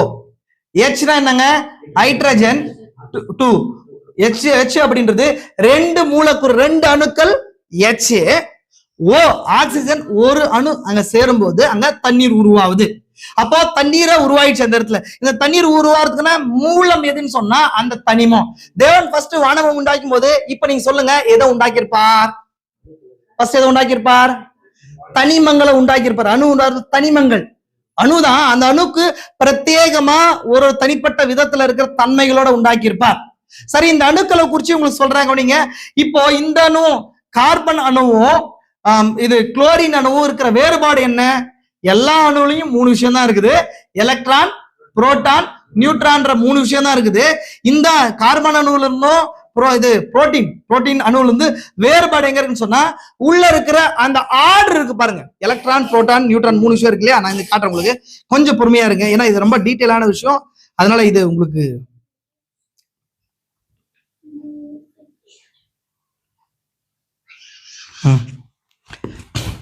நான் ஆல்ரெடி சொன்னேன் உங்களுக்கு இந்த விஷயம். இதுதான் வந்து அணுக்களுடைய அமைப்பு. இது ஒரு சின்ன அமைப்பு. இங்க பிளஸ் உள்ள இருக்கு இல்லைங்களா, இது எலக்ட்ரான், அப்புறம் புரோட்டான், நியூட்ரான். புரோட்டான் சொன்னா பிளஸ், அப்புறம் எலக்ட்ரான், புரோட்டான், நியூட்ரான் 3 விஷயங்கள் இருக்கு. ஒன்னு பிளஸ் சார்ஜ், இன்னொன்னு மைனஸ் சார்ஜ், இன்னொன்னு சார்ஜ்லெஸ் ஆன விஷயம் நியூட்ரல்ன்றோம் இல்லையா. நியூட்ரல் என்னங்க? நியூட்ரலா இருக்குதுன்னா பிளஸும் இல்ல மைனஸ் இல்ல. இப்போ ஒரு அணுக்கருவுக்குள்ள பிளஸ் இருக்குது, புரோட்டான் இருக்குது. அந்த புரோட்டான் பக்கத்துல வந்து நியூட்ரான் சொல்லி இன்னொரு விஷயம் இருக்குது. இங்க சுத்தி தான் எலக்ட்ரான் இருக்கு. இப்போ இது சேர்ந்து ஒரு அணுவா உருவாகுது. புரிஞ்சுக்கணும் உங்களுக்கு. இப்போ இந்த பிளஸ் வந்து இந்த எலக்ட்ரான் இருக்கு இல்லைங்களா, சரி, இந்த எலக்ட்ரான் இருக்குல்ல, இதை வந்து ஸ்பின் ஆயிட்டே இருக்கு. ஸ்பின்னா என்னங்க? சுத்திட்டே இருக்குது. இப்போ இது சேரும்போது 3 விஷயம் சேரும்போது ஒரு அணு அங்க உருவாயிடும். எலக்ட்ரான், புரோட்டான், நியூட்ரான் சேர்ந்து ஒரு அணு கருன்னு சொல்லுவாங்களே. உங்களுக்கு எக்ஸாம்பிளா சொன்னா, ஒரு முட்டை இருக்கு. முட்டைக்குள்ள என்ன இருக்குது? அணு கரு இருக்குதா இல்லைங்களா? சரி, முட்டை கரு இருக்கு இல்லையா, மஞ்சள் கரு இருக்கு. அதுக்கு எக்ஸாம்பிளா புரிஞ்சுக்கிறது சொல்றேன். அதுக்கு வெள்ளை கரு இருக்கு, மேல ஓடு இருக்கு. சொல்ல புரிஞ்சுக்கலாம் உங்களுக்கு? அந்த மாதிரி இந்த மேல இருக்கிற ஓல்டு தான் வந்து எலக்ட்ரானா இருக்குது. உள்ள வந்து ஒயிட்டும் எல்லோவும் தான் என்ன வருதுன்னு சொன்னா புரோட்டானா நியூட்ரானா இருக்குது. அந்த எல்லோ தான் வந்து புரோட்டானா இருக்குது. புரோட்டானா பிளஸ் எனர்ஜி. எனர்ஜி அதை வெளிப்படுத்தும். இப்போ எப்படி ஒரு அணு இன்னொரு அணு வேறுபடுது, தனிமங்கள் எப்படி வருதுன்னு சொன்னா, இங்க வெளியில இருக்கு பாருங்க இந்த புரோட்டான்ஸ் வந்து ஒரு ரிங்கா ஃபார்ம் ஆயிருக்கும். அந்த ரிங்ல வந்து எவ்வளவு புரோட்டான் இருக்குது அப்படின்ற பொறுத்து அணுக்கள் வேறுபடுது, தன்மைகள் வேறுபடுது. புரிஞ்சா உங்களுக்கு? இப்போ கார்பன் அணுல கார்பன் ஆட்டமுடைய அமைப்பு இப்படிதான் இருக்கும். ஆனா இங்க 2 இருக்குன்னு வச்சுக்கோங்களேன். கார்பனுக்கும் புரோட்டீனுக்கும் 2ன்றது 4 இருக்கலாம், 4ன்றது 8 இருக்கலாம். இவர் 118க்கும் டிஃப்ரெண்டான அமைப்புல இருக்கிறதுனால இந்த ஆட்டம் வந்து அதிகமா சேர சில சாலிடா இருக்குது. சாலிட்னா என்னங்க? திடமா இருக்குது. சில லிக்விடா இருக்குது, சில கேஸா இருக்குது. கேஸ் இருக்கா இல்லைங்களா? ஹைட்ரஜன் கேஸா? அப்ப அதுலயும் என்ன இருக்குது? ஆட்டம்ஸ் இருக்குது. அதுல இருக்கிற அணுக்களுடைய அமைப்பு அது கேஸா வச்சிருக்குது. H2O, அந்த H2O சரி, இது வாட்டர்ல இணைக்கப்பட்ட அணுக்களுடைய அமைப்பை அது என்னவா மாத்தி இருக்குது? தண்ணீரா மாத்தி இருக்குது. அதே போல கார்பன், இந்த பர்பிள் கார்பனா இருக்குது. இதுக்குள்ள இருக்கிற அணுக்கள் அமைப்பு இந்த சாலிடா கடினமா மாத்தி வச்சிருக்குது. ரிஜிட் ஃபார்ம்ல கடினமா மாத்தி. இதுதான் வந்து பீரியாடிக் டேபிள்ல இருக்கிற அணுக்கள். அப்ப தேவன் ஃபர்ஸ்ட் எதை உண்டு பண்ணிருப்பார்? அணுக்களை உண்டு பண்ணிருப்பார் ஃபர்ஸ்ட். அணுக்களுக்கு முன்னாடி positive charge, negative charge, neutral charge உண்டு பண்ணிருப்பார். அதோடைய தன்மைகளை வச்சுதான் வானம், பூமி, நட்சத்திரங்கள் காணக்கூடியது, நான் சொல்றது காணக்கூடியது எல்லாத்தையும் உண்டு பண்ணிருப்பார். அப்போ இதெல்லாம் சேரும்போது அதுக்கு ஒரு தன்மை இருக்குது பாருங்க, அதுதான் அதோடைய மகிமையா இருக்குது. இதெல்லாம் சேரும் போது இதுக்கு ஒரு தன்மை இருக்கு இல்லைங்களா? நான் ஃபார் எக்ஸாம்பிள் சொல்றேன், இது வந்து ஒரு மரம். இதே போல அநேக மரங்கள் இருக்கா பூமியில? இப்ப இந்த மரத்து மாதிரி இன்னொரு மரம் ஏன் இல்ல? இது டீக்கு. இந்த டீக் மாதிரியே ஏன் வேற மரம் இல்ல? அதுவும் மரங்கள் தானா? இந்த இதுக்குள்ள இந்த ஆட்டம்ஸோட இணைப்பினால இதுக்கு ஒரு மகிமை இருக்குது, ஒரு மகிமை. இந்த மகிமை அந்த மரத்துல இருக்கிற ஆட்டம்ஸ்ல இருக்கிற அந்த அணுக்கள் இணைப்பு இருக்கு இல்லையா, அந்த மாதிரி அமைப்புல அந்த மகிமை வெளிப்படாது. புரிஞ்சா உங்களுக்கு? இது வரைக்கும் புரிஞ்சா உங்களுக்கு பேசுறது? அந்த மாதிரி இங்க இதனாலதான் மகிமை. நான் ஆல்ரெடி சொன்னேன், மகிமைன்ற ஒரு விஷயம் சொன்னேன். புரிஞ்சுங்களா உங்களுக்கு? இந்த அணுக்களுடைய அமைப்பை குறிச்சு சொன்னா இல்லைங்களா? இப்ப இது எல்லாத்தையும் எது உண்டு பண்ணுது? ஒரு மரம் இருந்துச்சுன்னா அந்த மரத்தை உண்டு பண்றது அது மேல இருக்கிற அணுக்கள் சொன்னேன். ஆனா இந்த அணுக்கள் மட்டும் இருந்தா அந்த இடத்துல வந்து என்ன பண்ணாதுன்னு சொன்னா மையம் வெளிப்படாது. அதை வெளிப்படுத்துறதுக்குள்ள ஜீவன் அப்படின்ற ஒரு பாகம் வெளிப்படணும். ஜீவனும் இந்த அணுக்களும் சேரும் போது அதுல இருந்து அவுட்புட் ஆகுறது தான் மகிமைன்னு சொன்னேன். புரிஞ்சா உங்களுக்கு? அதே போலதான் 2 விஷயங்கள் இருக்கு. தேவன் ஆவி மனுஷனை உண்டு பண்ணார். 2வது அதிகாரத்துல மாம்சரீதியான மனுஷனை உண்டு பண்ணா. இது 2ம் சேர்த்து இதுல இருந்து வெளிப்பட்ட மனுஷன் தான் மகிமை அடைந்த சரீரம்ன்றது, குளோரிஃபைடு கண்டிஷன். அப்ப என்ன குளோரிஃபைடுன்னு சொன்னா, அந்த ஆவிக்கு என்ன அதிகாரத்தை தேவன் வச்சிருந்தாரோ அந்த அதிகாரம் இந்த சரீரத்துல இருந்து வெளிப்பட்டுச்சு. அதே போல மிருக ஜீவன்களுக்குள்ள இருக்கிற அந்த ஆவிக்கு எந்த அதிகாரத்தை, எந்த அத்தாரிட்டியை, எந்த வல்லமை தேவன் கொடுத்திருந்தாரோ அந்த வல்லமை மிருக ஜீவன்களுடைய சரீரத்துக்குள்ள வைக்கப்படும் போது அந்த வல்லமை வெளிப்படும் போது அதுக்கேற்ற மகிமை அதெல்லாம் வெளிப்படும். நான் சொல்ற விஷயம் புரிஞ்சா உங்களுக்கு? இப்போ புரிஞ்சுக்கலாம் உங்களுக்கு? அப்போ மனுஷனுக்கு வரும்போது எத்தனை விதமான சரீரமா தீர்க்கதரிசி பிரிச்சிருக்கிறாரு? ஒண்ணு மாம்சரி மண்ணான சரீரம், 2வது தியோபனி. இது 2 சேரும் போது வெளிப்படுறதுதான் மகிமையின் சரீரம். புரிஞ்சா உங்களுக்கு? சரி, இதுதான் நான் உங்களுக்கு சொல்ல விருப்பப்பட்டேன். நெக்ஸ்ட் நம்ம உள்ள போலாமா? இன்னும் கொஞ்சம் உள்ள போலாமா? இப்ப கவனிங்க, இதான் ஹியூமன் பாடி. ஹியூமன் பாடியில நான் ஆல்ரெடி உங்களுக்கு சொன்ன விஷயத்த திரும்ப சொல்றேன். ஒரு ஹியூமன் சரீரம், இந்த நார்மலான சரீரம் இருக்கு இல்லையா, இந்த சரீரம் உண்டாக்கப்படணும்னு சொன்னா இங்க இருக்கிற இந்த எசென்சியலான எலிமெண்ட் காம்போசிஷன்னா ஒன்றிணைக்கப்படுறது தேவைப்படுது. நம்ம உடம்புல வாட்டர் இருக்கா? வாட்டர் இருக்கு. ஃபேட் இருக்கா? புரோட்டீன் இருக்கா? புரோட்டீன் மசில் இருக்கிறதுக்கு என்ன வேணும்? புரோட்டீன் வேணும். அதே போல அமினோ ஆசிட்ஸ் இருக்குதா? ஒரு சில ஆசிட்ஸ் நமக்கு வேணும். வாயில சலைவா உற்பத்தி ஆகுது. வயிற்றுக்குள்ள வந்து ஜீரணம் ஆகிறதுக்கு இன்டெஸ்டைன்ல வந்து ஒரு சில அமிலங்கள் உற்பத்தி ஆகுது இல்லைங்களா? அதே போல வந்து நம்ம பேங்க்ரியாக்ஸ் இருக்கு, அது ஒரு சில அமிலங்களை உற்பத்தி பண்ணுது. பென்சுலின் இருக்கு. இந்த மாதிரி அநேக விதமான தனிமங்களை வெளிப்படுத்துறதா இருக்கு. இதெல்லாம் சேர்ந்துதான் இந்த சரீரம். பாருங்க, நான் இங்க தீர்க்கதரிசி சொன்ன இந்த பாயிண்ட்ல தான் இந்த இது இருக்கு பாருங்க. ஆக்சிஜன் இந்த மனுஷனுக்குள்ள ஆக்சிஜன் வந்து 65% இருக்கு. கார்பன்ன்றது அந்த மரம்லாம் கார்பன் அணுக்களால் ஆக்கப்படுறது பெரும்பான்மையா. எவ்வளவு பாயிண்ட் உள்ள சேருதோ அதுக்கேற்ற மாதிரியான மரங்கள் வேறுபடுது. மனுஷனுக்குள்ள கார்பன் இருக்கு. அப்ப கார்பன் இருக்கு, ஹைட்ரஜன் இருக்கு, நியூட்ரஜன் இருக்கு, கால்சியம் இருக்கு. கால்சியம் எதனால ஆக்கப்பட்டிருக்கு? நம்ம உடம்புல கால்சியம் எங்க இருக்குது? எலும்பு இல்லைங்களா, சொல்றேன் இல்லையா, எலும்பு இது வந்து ஏதாவது தேய்மானம் ஆயிடுச்சு, இல்ல கால் வலிக்குது, எலும்பு உடையுதுன்னா உங்களுக்கு என்ன கம்மியா இருக்குது? கால்சியம். நான் சயின்ஸ் கிளாஸ் எடுத்துட்டு இருக்கிறேன் பாருங்க, கவனிங்க. கால்சியம் இருக்கு, அப்புறம் பாஸ்பரஸ் இருக்கு, அதுக்கப்புறம் பொட்டாசியம் இருக்குது இல்லையா, பொட்டாசியம் இருக்கா, அதுக்கப்புறம் சல்பர் இருக்கு, சோடியம் இருக்கு, குளோரின் இருக்கு, மெக்னீசியம் இருக்கு. இது எல்லாம் சேர்த்து எவ்வளவு? 2, 4, 6, 6, 12 இல்லைங்களா, சரி 11. இதான் வந்து எசென்சியலா ஒரு மனுஷனுக்குள்ள இருக்குது. சயின்டிபிக்கா கேட்டா 11 மூலக்கூறு தான் மனுஷனுக்குள்ள இருக்குன்னு சொல்லுவாங்க. புரிஞ்சுக்கலாம் உங்களுக்கு? ஆனா இந்த அதர்ன்ற ஒரு விஷயம் இருக்கு இல்லையா, அதான் மனுஷனுக்குள்ள தேவையான எசென்சியல் அமினோ ஆசிட்ஸ் சொல்லுவாங்க. ஒரு 16 உற்பத்தி ஆகுது நமக்குள்ள. அதனாலதான் என்ன சொல்றாங்க சொன்னா, இந்த கீரை சாப்பிடு சொல்றாங்களா இல்லைங்களா, இந்த கீரை சாப்பிடு, இந்த சாப்பாடை சாப்பிடு, மனுஷனுக்கு தேவையான சின்ன சின்ன விஷயங்கள் அதுல இருந்து உற்பத்தி ஆகுது சொல்றோம் இல்லைங்களா. அது இங்க இந்த 1% இருக்கு. அதுக்கப்புறம் மினரல்ஸ், தண்ணியில நீங்க சாப்பிடுற உப்புல மினரல் இருக்கா கேக்குறாங்க இல்லைங்களா, அயோடின் இருக்கா கேக்குறாங்க இல்லைங்களா, இதுதான். அதுக்கப்புறம் கார்போஹைட்ரேட், இந்த கார்போஹைட்ரேட் தான் சோறு நம்ம என்ன பண்றோம், உள்ள தள்ளுறோம். இது 1% தான் தேவை கார்போஹைட்ரேட். அதுக்கப்புறம் ஃபேட், இந்த ஃபேட் தான் அதிகப்படியா நம்ம உடம்புல இருக்கு இல்லைங்களா. அதுக்கப்புறம் வாட்டர், நம்ம உடம்புல ஃபுல்லா என்ன இருக்குது, தண்ணி. நான் சொல்றது இந்த பிளட் இருக்கு இல்லையா, பிளட்ல ஹைட்ரஜன் இருக்கு, அந்த பிளட்டுக்குன்னு தனியா அந்த ரெட்டா மாறுது இல்லையா, ரெட் என்ன கலர்ல இருக்கு, ரெட் கலர். அதுல ஒரு காம்போசிஷன் இருக்கு, ஒரு எலிமெண்ட் இருக்கு. புரிஞ்சா உங்களுக்கு? அதே போல புரோட்டீன், இந்த புரோட்டீன் தான் மசிலுக்கு காரணம். எதுக்கு இந்த விஷயம் கிளாஸ் எடுக்கிறேன்னா, இது புரிஞ்சுக்கோங்க. சரீரம் இப்படிதான் உண்டாக்கப்பட்டிருக்கு. இந்த இதை சேர்ந்துதான் தேவன் ஆதியாகமம் 2ஆம் அதிகாரத்துல இந்த பூமியோடு கூட ஐக்கியப்படும்படிக்கு பூமியில இருக்கிற தனிமங்களை எடுத்து உண்டாக்குனார்.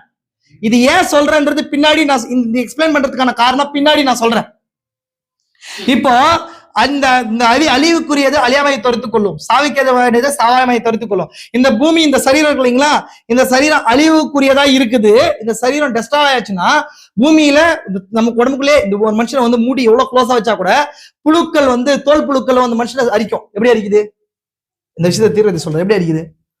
நீங்க என்ன உள்ளே இருக்கின்ற தீர்க்கதரிசி. அதே போல நீங்க வந்து ஒரு சகோதரிமார்களுக்கு தெரியும், இந்த மைதாமாவோ மத்த ஏதாவது புழு இதே வந்து என்னது விதைகள் இது இருக்கு இல்லைங்களா, அப்போ இது பருப்புகள், இந்த பருப்பு எல்லாம் உள்ள வச்சு டைட் பண்ணி தான் வச்சிருப்பீங்க. ஆனா பூச்சி வருது, எப்படி வருது? அதுக்குள்ளே இருக்கு. சாப்பத்துக்கு அப்புறம் அது வெளிப்பட்டது, அது உள்ளே இருக்கு. நம்ம உடம்புக்குள்ளே நம்ம அழிக்கக்கூடிய புழுக்கள் உள்ளே இருக்குது. புரிஞ்சுங்களா உங்களுக்கு? அதை சாப்பிட்டு அது பெருசா மாறுது. இதுக்குள்ள ஜீவன் போன உடனே அது மேலோங்கி வெளியே வருது. புரிஞ்சா உங்களுக்கு? சரி, கவனிங்க, நல்லா கவனிங்க, இம்பார்ட்டன்ட் விஷயம் கவனிங்க. அப்போ இந்த சரீரம் எப்படி வந்துச்சு? இந்த சரீரம் எப்படி வந்துச்சு? எப்படி வந்துச்சுன்னா, இந்த பூமியில தேவன் உண்டாக்குனார் இல்லையா, அந்த மண்ணுல இருந்து இந்த 16 வகையான 25 வகைன்னு சொல்றாங்க இல்லையா, இதுல இருந்து தீர்க்கதரிசி 16 சொல்றாரு. 16 தான் இங்க இருக்கு. இந்த 16 நம்ம நிக்கலாம், தீர்க்கதரிசி சொன்ன வார்த்தையிலே நிக்கலாம். அதுல இருந்து இந்த பொருளா மாத்தி இருக்கிறோம். அதுல இருந்து இந்த பொருளா, ஃபார் எக்ஸாம்பிள் சாப்பிட்ற ஃபுட் இருக்குன்னு வச்சுக்கோங்களேன், ஃபுட்டை நீங்க மேக் பண்றதுக்கு பல விதமான பொருட்களை, தண்ணீரை மிக்ஸ் பண்றீங்க, சிக்கனையும் மட்டனையும் மிக்ஸ் பண்றீங்க, ஆயிலை மிக்ஸ் பண்ணி சேரும் போதுதான் ஒரு பொருள் உண்டாகுது இல்லைங்களா. அப்போ இது டெசால் அழிஞ்சு போச்சுன்னா அதை திரும்ப உண்டாக்க முடியுமாங்க? உண்டாக்க முடியாது. ஏன்னா அதுல இருக்கிற தனிமங்கள் மேல எந்த அதிகாரம் நமக்கு கிடையாது. அதை எடுத்து யூஸ் பண்ணி மிக்ஸ் பண்ணி சாப்பிடதான் பண்ண முடியுமா தவிர, அதை சிருஷ்டித்தவரால் மட்டும்தான் அதை இணைந்து டெசாலா திரும்ப ஒண்ணு சேர்த்த முடியுமா, முடியாதா? சொல்றது புரியுதா உங்களுக்கு? அப்போ அந்த பூமியில ஒரு மனுஷன் மரிக்கும் போது மீன்ஸ் அவனுக்குள்ள அந்த ஆவி வெளியே போகும்போது இந்த சரீரம் மண்ணில இருந்து வந்துச்சா இல்லையா? எப்படி வந்துச்சு? சரி பிரதர், நான் எங்க தாய் வயிற்றுல தான் என் தகப்பன் மூலமா வந்தேன், இது எப்படி மண்ணின் மூலமா வந்துச்சு அப்படின்றீங்களா? அது உங்களுக்கு புரியுதா? புரியலையா? நம்ம தாய் தகப்பன் மூலமா தான் வந்தோம், அவங்க கொடுக்கப்பட்ட சரீரம் தான் இது இல்லையா? இது எப்படி மண்ணில இருந்து வந்துச்சு? முதல் மனுஷன் மண்ணில் உண்டாக்கப்பட்டான். ஆனா இதுக்கு ஃபீடு கொடுக்கணும் இல்லையா? வெளியில இருக்கிற பொருட்களை ஃபீடா கொடுத்து நம்ம கொடுக்குற ஃபுட் என்னவோ அதுவாதான் நம்ம மாறுறோம். அதனாலதான் இயேசு கிறிஸ்து சொல்ற, மாம்சத்தை பூசி ரத்தத்தை பானம் பண்ணுங்கள் சொல்றாரு. மாம்ச ரீதியான ரத்தத்தையும் மாம்ச ரீதியான சரத்தை குறித்து சொல்ல, வார்த்தையும் ஆவியை குறித்து சொல்றாரு. அப்படி வார்த்தையும் ஆவியும் உள்ள இருக்கிற ஆத்மாவை கொடுக்கும்போது அந்த மனுஷன் பேர் சாவுறான். அதுக்காக அந்த வார்த்தையை சொல்றாரு. புரியுதா உங்களுக்கு? இப்ப ஃபார் எக்ஸாம்பிள் திருத்த சொன்ன அந்த லைன்ல பேசுறேன் பாருங்க, புரிஞ்சுங்க நல்லா பாருங்க.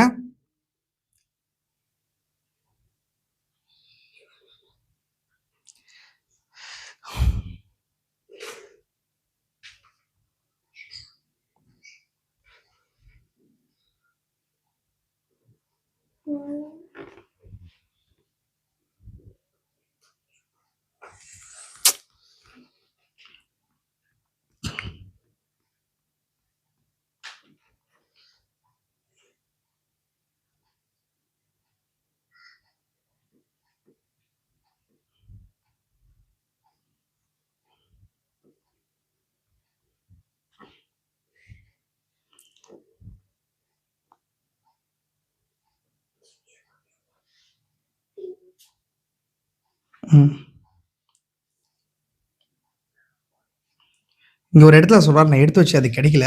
சொல்ற திருதரிசி என்ன சொல்றாருன்னா, நம்ம எதை சாப்பிடணுமோ அதன்படியா மாறுறோன்ற. நம்ம நம்ம நம்ம வாழணும்னு சொன்னா ஏதோ ஒரு காரியம் மறிக்கணும்ன்ற, ஏதோ ஒரு மரிச்ச பொருட்கள் தான் உயிர் வாழ்றோன்ற நம்ம, இல்லைங்களா? ஃபார் எக்ஸாம்பிள், நம்ம சாப்பிட்றோம் வெஜிடேரியன் இருந்தா கூட ஹெர்ப்ஸ் மறிக்கணும். ஹெர்ப்ஸ்னா என்னங்க? இயற்கை தாவர மறிக்கணும். அதே நான்வெஜ் பர்சனா இருந்தா நான்வெஜ்ல இருக்கிற ஏதோ ஒரு விஷயம் மறிக்கணும். அதுல இருக்கிற எலிமெண்ட்ஸையும் புரோட்டீனையும் அதுக்குள்ள இருக்கிற மினரலையும் அதை தான் நாம் சாப்பிடுறோம். சாப்பிட்டு நமக்கு சரீரத்துக்கு தேவையான விதத்துல அதை மாத்திக்கிறோம். அப்போ லா பிரிட்டன் படி தான் அந்த சரீரம் அதனால உண்டாகுது. அதனாலதான் ஒரு சிலர் வந்து இந்த இந்த டாக்டர்கிட்ட போகும்போது ஏதாவது டெபிசிட் ஆகும்போது, குறைபாடு வரும்போது இந்த ஃபுட் அதிகமா சாப்பிடுன்னு சொல்லுவாங்க. உங்களுக்கு புரிஞ்சா உங்களுக்கு? அப்ப இந்த சரீரத்துடைய அமைப்பு எப்படி உண்டாக்கப்பட்டிருக்குன்னு சொன்னா, இந்த மாம்ச ரீதியான முதல் சரீரம் நான் சொன்னேன், மூன்று விதமான தன்மைகள்ல சரீரம் சொன்னேன். ஒண்ணு மண்ணான சரீரம், இரண்டாவது செலஸ்டியல்ஸ் வானவர் மேனி தியாஃபனி, மூன்றாவது இந்த மண்ணான சரீரமும் இந்த தியாஃபனி சேரும்போது வெளிப்படுத்தப்படுற மகிமையின் சரீரம். இந்த மண்ணான சரீரம் எதுக்காக வைக்கப்பட்டுச்சு? இந்த பூமியோடு கூட கனெக்ட் பண்ணும்படி வைக்கப்பட்டுச்சு, இல்லைங்களா? அப்போ அந்த தியாஃபனி எதுக்காக வைக்கப்பட்டுச்சுன்றது அப்புறம் பார்க்கலாம். தியாஃபனி எப்படி உண்டாக்கப்பட்டுச்சு, தியாஃபனிக்குள்ள இருக்கிற எலிமெண்ட் என்ன, அதே போல மகிமையின் சரீரத்துல இருக்கிற எலிமெண்ட் என்ன, அது எப்படி உருவாக்கப்பட்டிருக்கு சொல்றேன். புரியுங்க நல்லா? இங்க பாருங்க, தீர்க்கதரிசி பாருங்க, இங்கதான் சொல்றேன். நாம் சரீரங்கள் உலக தோட்டத்துக்கு முன்னே எங்க இருந்தன? பூமியின் மேல் ஒரு சரீரம் இருப்பதற்கு முன்னே உங்களுடைய சரீரங்கள் இங்கே இருந்தன, கிடந்தன. சுண்ணாம்பு, சாம்பல், உப்பு, ஈரம், 7 உலக ஒளி, தாது எண்ணெய் போன்ற 16 மூலக்கூறுகளால் உண்டாக்கப்பட்டுள்ளது. பரிசுத்த ஆவியானவர் பூமியில் நடந்து நயந்து இனிமையாய் அசைவாட துவங்கினார். அப்போது அசைவாடின போது முதல் காரியம் உண்டானது என்னவென்றால், அது கீழே சொல்றார், அதன் பின்பு அவர் புற்களையும் சில பறவைகளையும் தோன்ற பண்ணினார். சற்று கழித்து ஒரு மனிதன் தோன்றினான். இதான் சொல்றாரு. அப்போ அது கீழே என்ன சொல்றாரு சொன்னா, இப்படிதான் எலிமெண்ட்ஸ் உண்டு பண்ணார். நான் சொன்ன அதே விஷயத்த தீர்க்கதரிசி சொல்றாரு. நோட்ஸ் நான் வாசிக்கல, டைம் ஆகுதுன்னு சொல்லிட்டு அதே விஷயத்தான் சொல்றாரு. நான் சொல்றேன், எல்லாத்துக்கும் நோட்ஸ் இருக்கு, நீங்க கவனிங்க. அப்போ இந்த பூமியின் மண்ணை எடுத்து இந்த சரத்தை உண்டு பண்ணார். அதுக்கு முன்னதாக தியாஃபினியை உண்டு பண்ணார், இல்லையா? அந்த தியாஃபினி எங்க வந்துச்சு? தியாஃபினியுடைய தன்மை என்ன? தியாஃபினியா எதனால ஆக்கப்பட்டிருக்குது? நான் இப்ப சொல்லிட்டேன். இந்த சரீரம் எதனால ஆக்கப்பட்டிருக்குன்னு சொன்னேன்? மண்ணால மீன்ஸ் கரெக்டா சொல்லணும்னா, இல்லைங்களா? இங்க வந்து இந்த மெடிக்கல் சயின்ஸ் படி சொல்லணும்னு சொன்னா 16 வகையான மூலக்கூறுகளால உண்டாக்கப்பட்டுதான் இந்த சரீரம். ஆமென். இப்ப அப்படி இருக்கும்போது அதே போல தியாஃபினிக்கு வந்தோம்னா, தியாஃபினி எப்படி உண்டாக்கப்பட்டுச்சு? இப்ப இந்த சரீரம் உண்டாகிறதுக்கு ஒரு மூலப்பொருள் தேவைப்படுச்சா இல்லையா? அதான் ஆட்டம்ஸ் சொன்னேன், எலிமெண்ட்ஸ் சொன்னேன். அந்த மாதிரி நமக்கான தியாஃபினி முதல் மனுஷன் உண்டாக்கப்பட்டால, ஆதாமியாவால் உண்டாக்கப்பட்டாங்க, இல்லைங்களா? அது எப்படி உண்டாக்கப்பட்டுச்சுன்னு சொல்லும் போது அதுதான் மூல தியாஃபினில இருந்து வந்துச்சு. எந்த தியாஃபினில வந்துச்சு? மூல தியாஃபினி. மூல தியாஃபினி நான் என்ன, அந்த காரியத்தை குறிச்சு சொல்றேன், வாசிக்கிற பாருங்க. திருப்பதி சொல்றாரு இதே விஷயத்தை குறிச்சு. இங்க பாருங்க, நிறைய காரியங்கள் இருக்கு, வாசிக்கிறேன் பாருங்க.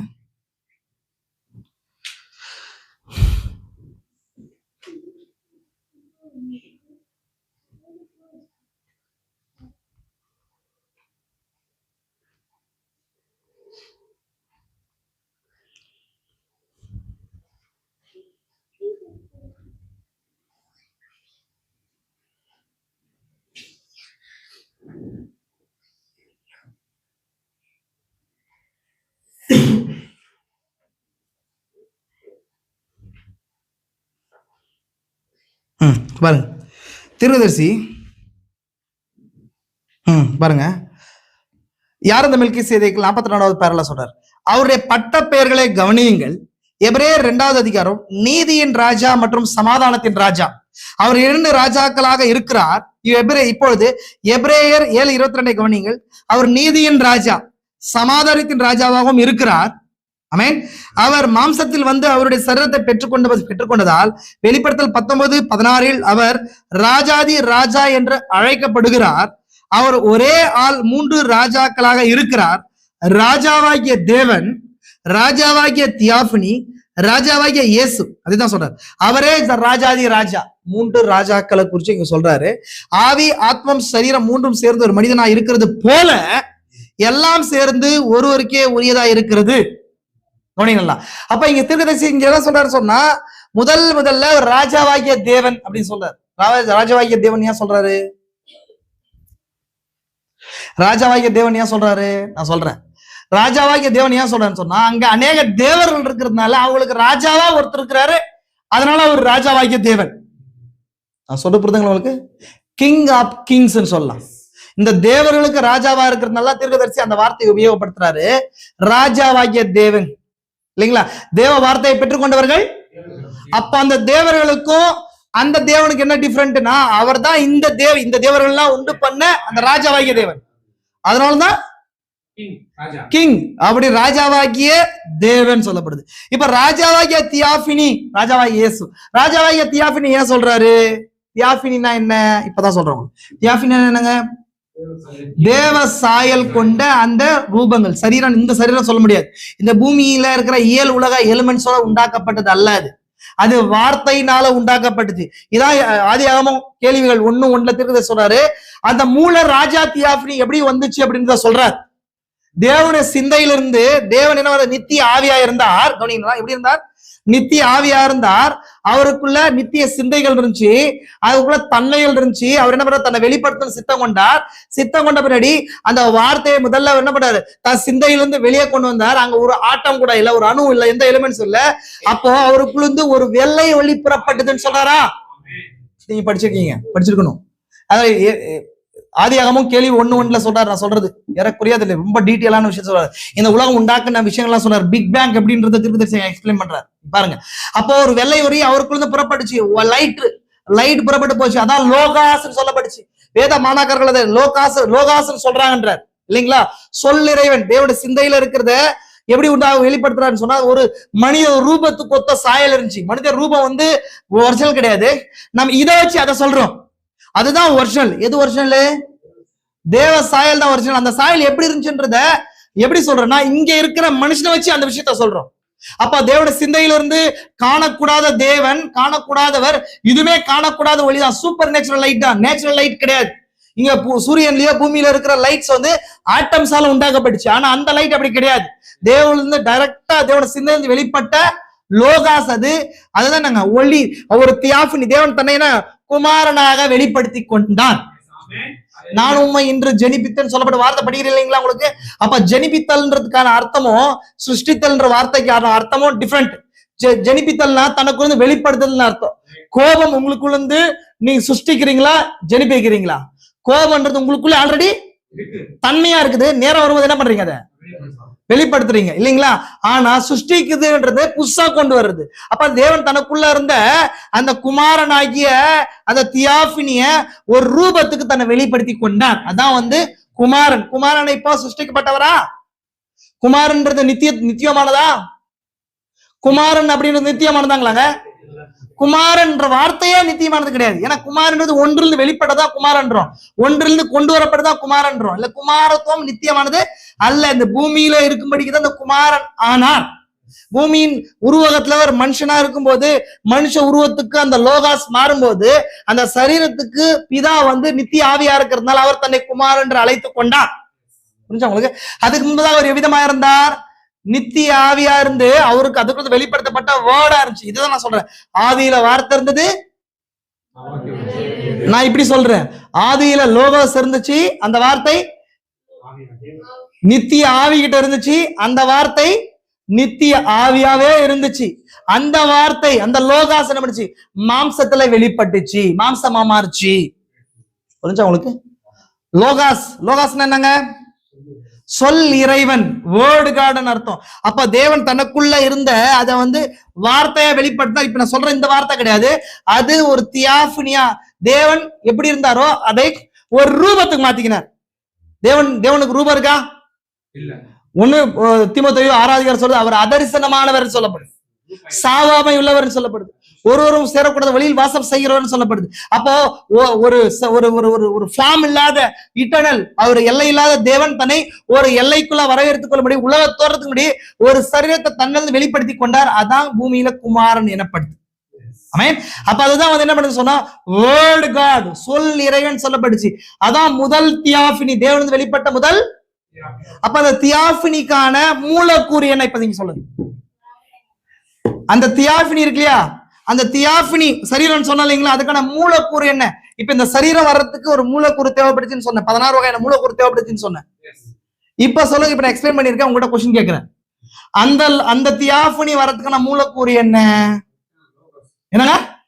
லோகோஸ், வார்த்தை தான் அந்த தியாஃபினிக்கான மூலக்கூறு. வார்த்தையினால்தான் அந்த தியாஃபினி சரீரம் உண்டாக்கப்பட்டுச்சு. நீங்க கவனிக்கிறது இதுல புரியுது. அந்த லோகோஸ் தான் அதுக்கான மூலக்கூறா இருக்குது. எலிமெண்ட், அந்த எலிமெண்ட் மெயின் எலிமெண்ட் தேவனுடைய சிந்தையை வெளிப்படுத்தப்பட்ட அந்த அதுதான் அந்த வேர்டு தான், அவரோட நித்திய சிந்தை தான் வந்து அதுக்கான எலிமெண்ட். அதனாலதான் அந்த ஒளி, வெள்ளை ஒளி உண்டாக்கப்படுச்சுன்றாரு. கண்களால், மனுஷ கண்களால காண முடியாத அந்த ஒளி. ஆமென். நீங்க ஆதியாகமம் 1:1 கேள்விக்கு பதிலா படிச்சு பாருங்க, நான் சொல்ற எல்லா விஷயமும் இருக்கும். இப்போ இதுதான் வந்து எல்லா இதுதான் ஒரு சாயலா, மனுஷ சாயலா இருந்துச்சு. இது எங்க நீங்க பார்க்கலாம்? எசேக்கியேல் 1 அதிகாரத்துல அங்க சக்கரங்களுக்குள்ள சக்கரம் இருக்குமா போல இருக்கும்போது சிங்காசனத்தின் சாயலும் அது மேல மனுஷ சாயலும் இருந்துச்சுன்னு சொல்லப்படுது. அதுதான் வந்து லோகாசா இருக்குது.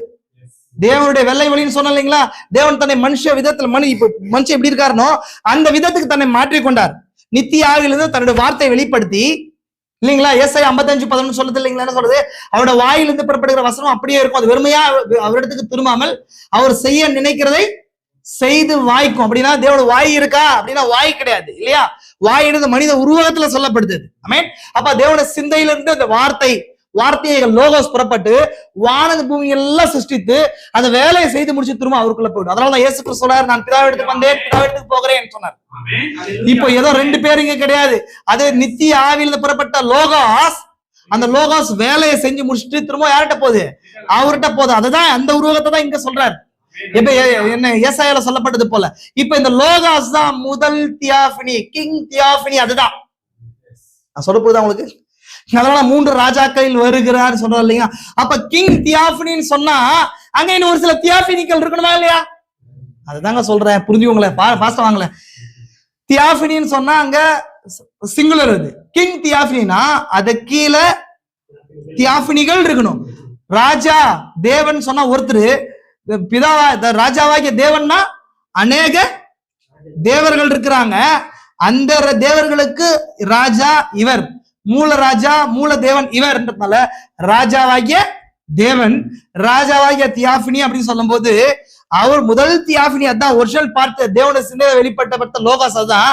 அதுக்கு பின்பதாக ஆதியாகமம் 1 அதிகாரத்துல நமது சாயலின்படி நம்ம ரூபத்தின்படி உண்டாக்குவாங்கன்னு சொன்னாரா இல்லையா, அதுதான் அங்கதான் தியாஃபினிகள் வருது, தனித்தனியா தியாஃபினிகள் வெளிப்படுது.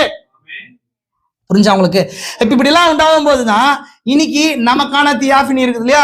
இப்ப திரும்ப 63 அவர் இறங்கி வரும்போது திரும்ப என்ன பண்ணாருன்னு சொன்னா மீட்பை கொடுத்த பின்பதாக நம்ம தியாஃபினியை நம்ம பார்க்கும்போது இந்த தியாஃபினிகளுக்கு அவர் ராஜாவா இருக்கிறதுனால அவர் ராஜாவாகிய தியாஃபினி அழைக்கப்படுறார். நான் இப்ப திரும்ப ரிட்டர்ன் திரும்ப வரேன் பாருங்க. இந்த சரீரம், இந்த சரீரத்துடைய மூலம் என்ன? 16 மூலக்கூறுகள். அதனால அந்த சரீரம் உண்டாக்கப்பட்டிருக்குது. அதே போல அந்த தியாஃபினிய மூலம் என்ன இப்ப சொல்லுங்க? என்னங்க? லோகாஸ், வெளிப்படுத்தப்பட்ட வார்த்தை. அந்த லோகாஸ் தான் அந்த தியாஃபினியை உண்டு பண்ணிச்சு. தேவனுடைய சிந்தை புறப்பட்ட லோகாஸ் தான். அந்த லோகாஸ் என்ன வேணாலும் மாறும். அதுக்கு பவர் ஆஃப் என்மாஃபி இருக்குது. என்மாஃபினா தோற்றத்தை மாற்றிக்கொள்கிற வல்லமை அந்த லோகாஸ்க்கு இருக்குதா இல்லையா? சொல்ல புரியுதுங்களா உங்களுக்கு? தீர்க்கதரிசி யார் மெல்கிசேதேக்கு செய்தியை வந்து எப்படி ஐயா முடியும் அடையாளம் என்ற செய்தியை நம்ம எப்படி டீட்டெயிலா அனலைஸ் பண்ணோமோ அந்த மாதிரி அனலைஸ் பண்ண வேண்டிய பாகம் யார் இந்த மெல்கிசேதேக்குன்றது. அங்கதான் தியாஃபினிகளை குறிச்சு, சரீரங்களை குறிச்சு அதிகமா பேசுறார். தீர்க்கதரிசி என்ன சொன்னார்? இது எப்ப வெளிப்படுத்தப்பட்டுச்சுன்னா முத்திரைகள் வெளிப்படுத்தப்பட்ட பின்பதாக இந்த பாடிஸை குறிச்சு ரகசியங்கள் வெளிப்படுத்தப்பட்டுச்சுன்னு சொல்றாரு. அதுக்கு முன்பதாக இல்ல பூமியில. ஆமென். புரிஞ்சா உங்களுக்கு? சொல்ற விஷயம் இது வரைக்கும் புரிஞ்சுக்கலாம் உங்களுக்கு? நான் ஓரலா சொல்றேன். நான் இன்னும் ஒரே ஒரு மலையில ஒரு கல்ல கூட நான் எடுக்கல, உள்ள வரவே கிடையாது. அவ்வளவு விஷயங்கள் தான். நான் ஒரு பிக்சர் கொடுக்கலாம்னு நினைச்சா பிக்சர் கூட கொடுக்க முடியல. கருத்துங்களை ஆசீர்வதிக்கிட்டோம். சரி, ஒரு சின்ன இந்த 3வது லைனை மட்டும், 3வது லைனோட கூட மட்டும் முடிச்சுட்டு நான் உங்களுக்கு முடிக்கிறேன். நான் பின்பதாக புதன்கிழமை இந்த காரியத்தை குறிச்சு நான் தொடர்றேன். புதன்கிழமை எல்லாரும் வாங்க, புதன்கிழமை இந்த காரியத்தை தொடரலாம்னு நினைக்கிறேன். கருத்துங்களை ஆசீர்வதிக்கு. புரிஞ்சு உங்களுக்கு? கவனிங்க. இப்போ அடுத்தது ஒரே ஆள் 3 ராஜாக்கள் இருக்கிறார். ராஜாவாகிய தேவன் ராஜாவாகிய தியாஃபினி, அவரே ராஜாதி ராஜா, ராஜாவாகிய இயேசு அப்படின்னா பூமியில இருக்கிற சரீரத்துக்கு ராஜா. இயேசு என்னங்க, வார்த்தை மாம்சமாச்சு இல்லையா? இந்த சரீரம் வார்த்தை தான் மாம்சமாச்சு, வார்த்தை தான் ஆச்சு. அப்ப இந்த சரீரங்களுக்கு பூமியில இருக்கிற மனுஷனுக்கு ராஜானா, பூமியில மனுஷ ராஜாக்கள் இருக்கிறாங்க இல்லையா, இவங்களுக்கு ராஜா. அதான் 3 ராஜாக்களில் அவர் வெளிப்படுகிறார். நான் எதுக்கு சொல்றேன்னா, இதுக்குள்ள வந்துட்டு நான் சரீரங்களை குறிச்சு பாக்குறதுனால முதல்ல இந்த சரீரம் எப்படி இருக்குது, இதோட தன்மை என்னன்னு சொன்னேன். 2வது உள்ள இருக்கிற தியாஃபினிக்கான தொடக்கம் என்ன அப்படின்னா, ராஜாவாகிய தியாஃபினி. அந்த ராஜாவாகிய தியாஃபினி எப்படி உண்டாச்சு? தேவன் இந்த சில்லையிலிருந்து வெளிப்படுத்தப்பட்ட லோகாசால உண்டாக்கப்பட்டுச்சு. இந்த லோகாசுக்கு என்ன தன்மை உண்டு?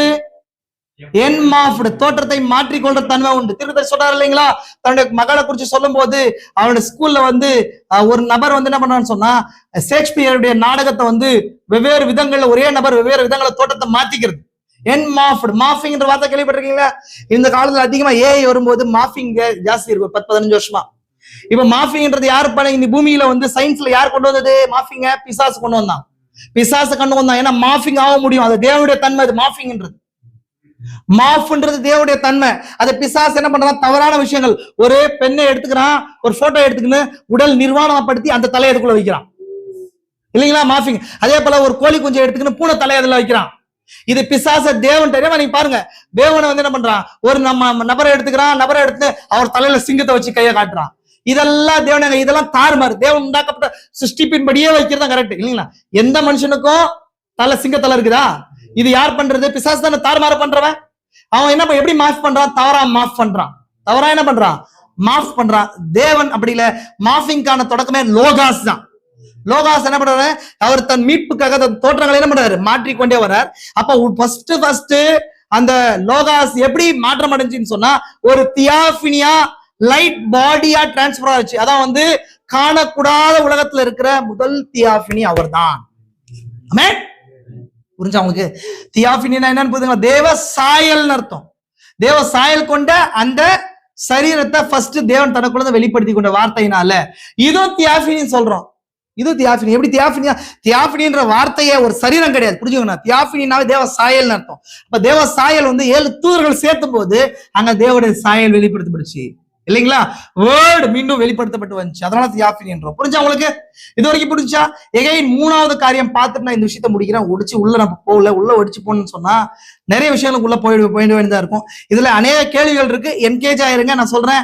ஏன்னா சரீரங்களை குறிச்சு அபிரகாம் இடத்துல, இந்த சரீரங்களை குறிச்சு பார்க்கும்போது அநேக விஷயங்கள் பார்க்கணும். அபிரகாம் இடத்துல மமரே சமபூமியில வந்தவர் யாரு? அவர் எந்த சரீரத்துல இருந்தார்? எந்த சரீரத்துல இருந்தார்? என்னங்க? அப்ப தியாஃபினி வந்து மாம்ச ரீதியான சாப்பாடை சாப்பிடுமா? சிஸ்டர் மனுஷன்றார் என்னங்க? இவர் தியாஃபினின்றார். மாம்ச ரீதியான சாப்பாடை சாப்பிட முடியுமா? ஏதோ காணக்கூடாது உள்ளது. மாம்சம் ரத்தம் பரலோகராஜ்யத்தை சுதந்திரிக்காது. இந்த பூமியோட கூட அந்த தியாஃபினி தொடர்பில்ன்றதுனால்தான் தேவன் முதலாதிகாரத்துல உண்டாக்கப்பட்ட தியாஃபினி மனிதனை, தேவ சாயல் கொண்ட மனிதனை இந்த பூமிக்கு மண்ணோட வச்சார். இந்த கொஸ்டின்ஸோட நிறுத்துறேன் நான். முதல்ல அபிரகாமிட்ட வந்தது யாரு? கரெக்டுங்களா? அது ஒண்ணு. அதே போல மெல்கிசேதேக்கு வந்தது யாரு? 2வது. இதே கருத்தை எடுத்துக்கோங்க. ஷாத்ராக், மேஷாக், ஆபேத் நேகோவோட அக்கினியில உலாவனவர் யாரு? இல்லைங்களா? அப்போ தேவன் எப்படி வெளிப்படுத்தி கொண்டார்? அதே போல இந்த இயேசு கிறிஸ்து பூமியில மாம்ச ரீதியா வரும்போது சொல்றாரு. என்ன சொல்றாரு சொன்னா, இந்த சிறு குழந்தைகளை குறிச்சு, இப்படிப்பட்ட சிறுகளை குறிச்சு எச்சரிக்கையா இருங்க. அவர்களுக்குரிய தேவ தூதர்கள் பரலோகத்தில் தேவனுடைய சன்னிதானத்துக்கு முன்பதாக எப்பொழுதும் நிக்கிறாங்க அப்படின்னு சொல்றா இல்லைங்களா? அப்ப அந்த தூதர்கள் யாரு? அடுத்தது பேதுரு வந்து சிறைச்சாலையில இருக்கும்போது சிறைச்சாலையின் கதவுகளை திறந்து தூதன் அவர் வழிநடத்தி கொண்டு போறார். வழிநடத்தி கொண்டு போகும்போது மார்க் என்பவருடைய வீட்டுல வந்து பிரேயர் நடக்குது. அதுக்கப்புறம் டோரை தட்டும் போது அங்க ஒரு சகோதரி வந்து திறக்கிறாங்க, லேடி ரோடா அப்படின்னு சொல்லி சகோதரி. அப்ப அவங்க சொல்றாங்க, உள்ள சொல்லும் போது பேதுரு வந்திருக்கிறார். ஏன்னா பேதுரு அடுத்த நாள் வந்து அசாசின் கொலை பண்ணணும்னு சொல்லி அவங்க தீர்மானம் நிறைவேற்றி இருக்கிறாங்க. அப்படி இருக்கும்போது அந்த சகோதரி சொல்றாங்க அங்க இருக்கிற உள்ள இருக்கிறவங்க சொல்றாங்க, அது அவருடைய தூதரா இருக்கலான்றாங்க. யாருடைய தூதரா? பேதுருடைய தூதரா இருக்கலான்றாங்க. அப்ப அது யாரு? ஆமென். அப்ப இயேசு கிறிஸ்து மாம்ச ரீதியா மனுஷன் வரும்போது மகிமை அடைந்த பின்பதாக அவருக்கு மீன் ரொட்டி துண்டை கொடுத்தாங்க. ஒரு சாண்ட்விச்சை கொடுத்தாங்கன்றார். ஒரு ரொட்டி துண்டை சாப்பிடுறாரு. அபிரகாமிட்ட வரும்போது கன்றுக்குட்டியுடைய மாம்சத்தை சாப்பிட்டு பாலை குடிக்கிறார். இல்லைங்களா? அதே போல இயேசு கிறிஸ்து உயிர் தெரிந்த பின்னாடி மகதலேனா வந்து அவரை தொட வரும்போது, என்னை ஸ்திரீ என்னை தொடாதே, நான் பிதாவிடத்துக்கு இன்னுமே ஏறி போகவில்லை. அது என்ன விதமான சரீரம்? தீர்க்கதரிசி தானியேல் வந்து நான் ஆவிக்குள்ள ஆனேன்னு சொல்றார். அப்போ தீர்க்கதரிசி beyond the curtain of time போகும்போது அவர் சரீரத்தையே ஒரு பெட் மேல கிடத்தப்பட்டிருக்கிறத பாக்குறார். அக்கறைக்கு போய் அந்த சரீரங்களை பாக்குறாரு. இதெல்லாமே சரீரங்கள்ல இருக்கிற மிஸ்ட்ரியில உள்ள வரும். எனவே சகோதர சகோதரியே, நான் 2 விஷயம் மட்டும் பார்த்திருக்கேன். அநேக விஷயங்கள் இதுக்குள்ள இருக்குது. நான் வந்து ஃப்ரேம் ஒர்க் கொடுக்கலாம்னு நினைச்சா கொடுக்க முடியல. அவ்வளவு விஷயங்கள் இருக்கு. நான் நோட் பண்ணி வச்சிருக்கேன். புதன்கிழமை இது கன்னியூவா இது தொடரும். கர்த்தர் ஆசீர்வதிக்கட்டும். கவனிங்க. திரும்ப ஒரு சின்ன ரீகால் மட்டும் பண்ணிடலாமா? சின்ன ரீகால் பண்ணலாம். கவனிங்க. ஃபர்ஸ்ட் என்னங்க? ஃபர்ஸ்ட் சரீரங்கள். சரீரம் அப்படின்னா என்னன்னு சொன்னேன். நான் முக்கியமான விஷயத்த பேசினேன். சரீரம் கூடாரம், கண்டெய்னர். எது ஜீவனை பாதுகாக்கிற கூடாரம். அது சீடுனா கூட அதுதான் சொன்னேன் இல்லைங்களா? அப்ப அப்படி இருக்கும்போது அதை 3 வகையா பிரிச்சேன். நான் சரீரங்களை, பூமிக்குரிய சரீரங்களை 3 வகையா பிரிச்சேன். ஒன்று மண்ணான சரீரம், பூமிக்குரியது. மிருக ஜீவன்களுடைய சரீரங்கள் தனி. அதே போல பறவை மிருக ஜீவன்களும் பறவைகளும் ஊரும் பிராணிகளுக்கான சரீரங்கள் தனி. அதே நேரத்துல செடி கொடிகளுக்கான அதுக்கான சரீரங்கள் கூடாரங்கள் தனி. மனுஷனுக்கு தனி. இது எல்லாத்துக்கும் மனுஷனுக்கு இருக்கிற வேறுபாடு என்ன? மனுஷனுக்கு ஆத்மா இருக்குது, அதுகளுக்கு ஆத்மா இல்ல. ஆத்மான்னு சொன்ன என்ன? ஆவியுடைய சுவாபமே ஆத்மா. ஆனா ஆவிகளுக்கு மட்டும் தான் இருக்குது. ஆவிகளுக்கு இப்ப சுவாப தேவன் அவைகளுக்கு கொடுக்கல. தேவன் இன்பில்ட் அதுக்குள்ள வச்சிருக்கிறார். இது ஒண்ணு. நட்சத்திரங்களை குறிச்சு பார்த்தோம். நட்சத்திரங்களுக்கு வந்து மகிமைனா என்னன்னு சொன்னாங்க. மகிமைனா என்னங்க? அதுக்குள்ள இருக்கிற எலிமெண்ட்ஸ், உருவாக்கப்பட்ட எலிமெண்ட்ஸ் உடைய தன்மையினால அதுக்குள்ள இருக்கிற வல்லமை வெளிப்படுது பாரு, அதான் அந்த மகிமைன்னு சொன்னேன் இல்லைங்களா உங்களுக்கு? அப்ப எல்லாம் இந்த மரம் இருக்குது, மரங்கள் வெவ்வேறு மரங்கள் இருந்தாலும் இந்த மரத்துல இருக்கிற டீக் மரத்துல இருக்கிற அந்த எலிமெண்ட் உடைய அமைப்பு வேற ஒரு மரத்துல இல்ல. இப்ப இந்த அமைப்பு இப்படி இருக்கிறதுனால இதுக்கு ஒரு வல்லமை இருக்குது, ஒரு மகிமை இருக்கு. அந்த மகிமை வந்து இதுக்குள்ள இருக்கிற அமைப்பினால வெளிப்படுது.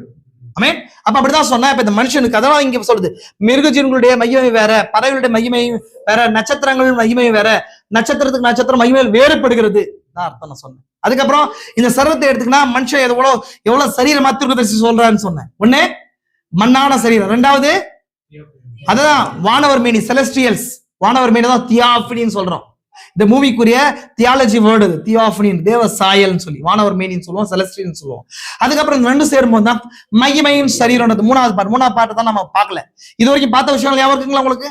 அப்ப நம்ம எதுக்காக கோல்? நம்மளோட கோல் என்ன? இதோட கூட முடியல. நம்மளோட கோல் என்ன? மகிமை சரீரமா மாறுறது. ஆமென். இப்ப நம்ம எங்க இருக்கிறோம்? பூமியில இந்த மண்ணான சரீரத்துல இருக்கிறோம். நமக்குள்ள ஆத்மா இருக்கு. நான் சொல்லேன், அதுக்கு ஆல்ரெடி சொன்னேன், அழி உள்ளது சாவு உள்ளதுன்ற 2 விஷயத்த சொன்னேன். அழி உள்ளதுன்றது இந்த சரீரம், சாவு உள்ளன்றது இந்த ஆத்மா. பாவம் செய்கிற ஆத்மா சாவும். அப்போ இந்த சாவுக்கேனவாது சாவாமையை தரித்துக் கொள்ளும், அழி உள்ளது இது அழியாமையை தரித்துக் கொள்ளும். அப்படின்னா இந்த அழிவுக்குரிய இந்த சரீரம் அழியாமையை தரித்துக் கொள்வது எப்படி? ஆமென். சாவுக்கேனவாது இது சாவாமை தரித்துக் கொள்வதுதான் செய்தி இருக்குது. புரியுது உங்களுக்கு? அது அப்ப இந்த விஷயங்கள்லாம் குறிச்சு நம்ம சின்ன ஓரளவு நம்ம பார்த்த காரியங்கள் புரியுதுங்களா? அப்ப நம்மளுடைய கோல் என்ன? இந்த 7 முத்திரையின் வெளிப்பாடு என்ன பண்ணுது பாருங்க. தீர்க்கதரிசி சொல்ற கடைசி அந்த விஷயத்தை மட்டும் சொல்லி நான் முடிய பாருங்க முக்கியமா. அப்புறம்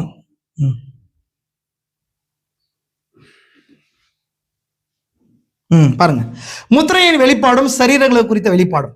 அவன் மரித்து அடக்கம் பண்ணப்பட்டு கல்லறையில் அழுகின பின்பு தீர்க்கதரிசனுடைய அங்கியை போட்டுக்கொண்டு குகையில் நின்று கொண்டிருந்தான். இது யாரை குறிச்சு சொல்றாரு? இது சாமுவேலை குறிச்சு சொல்றாரு. சாமுவேலும் சவுலும் மீட் பண்ணாங்க இல்லையா? எந்தோரியில இருக்கிற குறி சொல்கிற ஸ்திரீயின் மூலமா சாமுவேல வந்து ஏறி வர பண்ணா. யார? சவுல் ஏறி வர பண்ணா. அது டினாமினேஷன் என்ன சொல்லுவாங்க? அது யாருன்னு சொல்லுவாங்க? பிசாசு சொல்லுவாங்க. தீர்க்கதரிசி என்ன சொல்றாரு?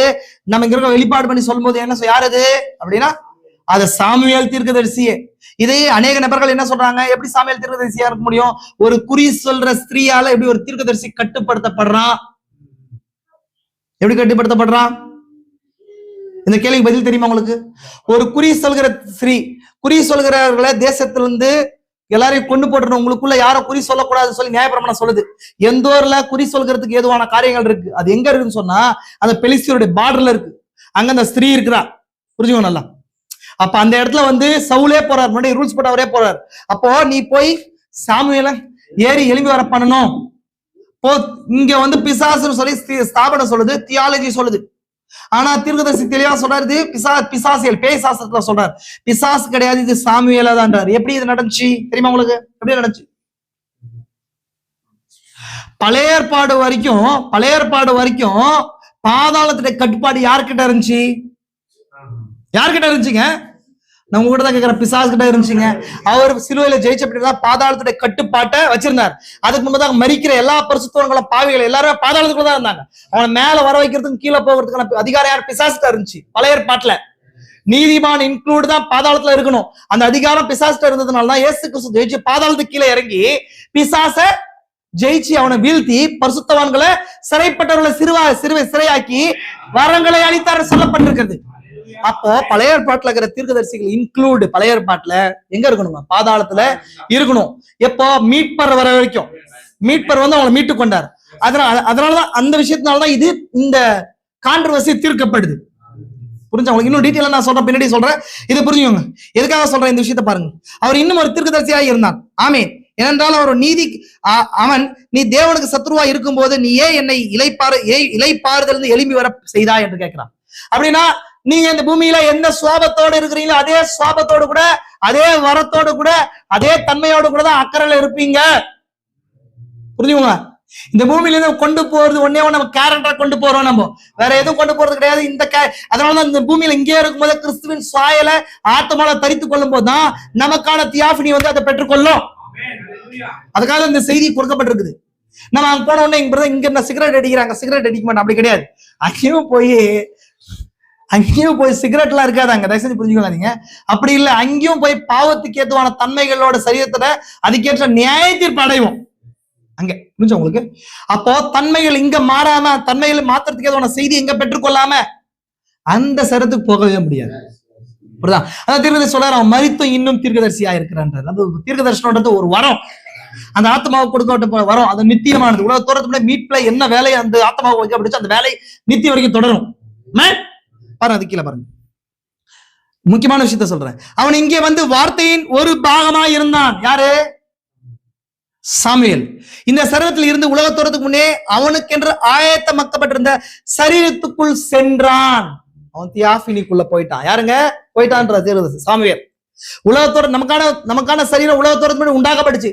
நான் இன்னொரு விஷயத்த சொல்றேன், இன்னொரு கருத்தை சொல்றேன். தீர்க்கதரிசி யோவான் 14 அதிகாரத்தை சொல்றது, உங்கள் இதயம் கலங்காதிருப்பதாக தேவனிடத்துல விசுவாசமாயிருங்கள், என்னிடத்துல விசுவாசமாயிருங்கள். இல்லைங்களா? நான் என்ன பண்றேன்? என் பிதாவின் வீட்டில் அநேக வாசஸ்தலங்கள் உண்டு. பிதாவின் வீடு வாசஸ்தலம். புரிஞ்சுக்கோங்க ரெண்டு விஷயம். பிதாவின் வீடு வாசஸ்தலம். டிரான்ஸ்லேஷன் மிஸ்டேக் என்றார் தீர்க்கதரிசி.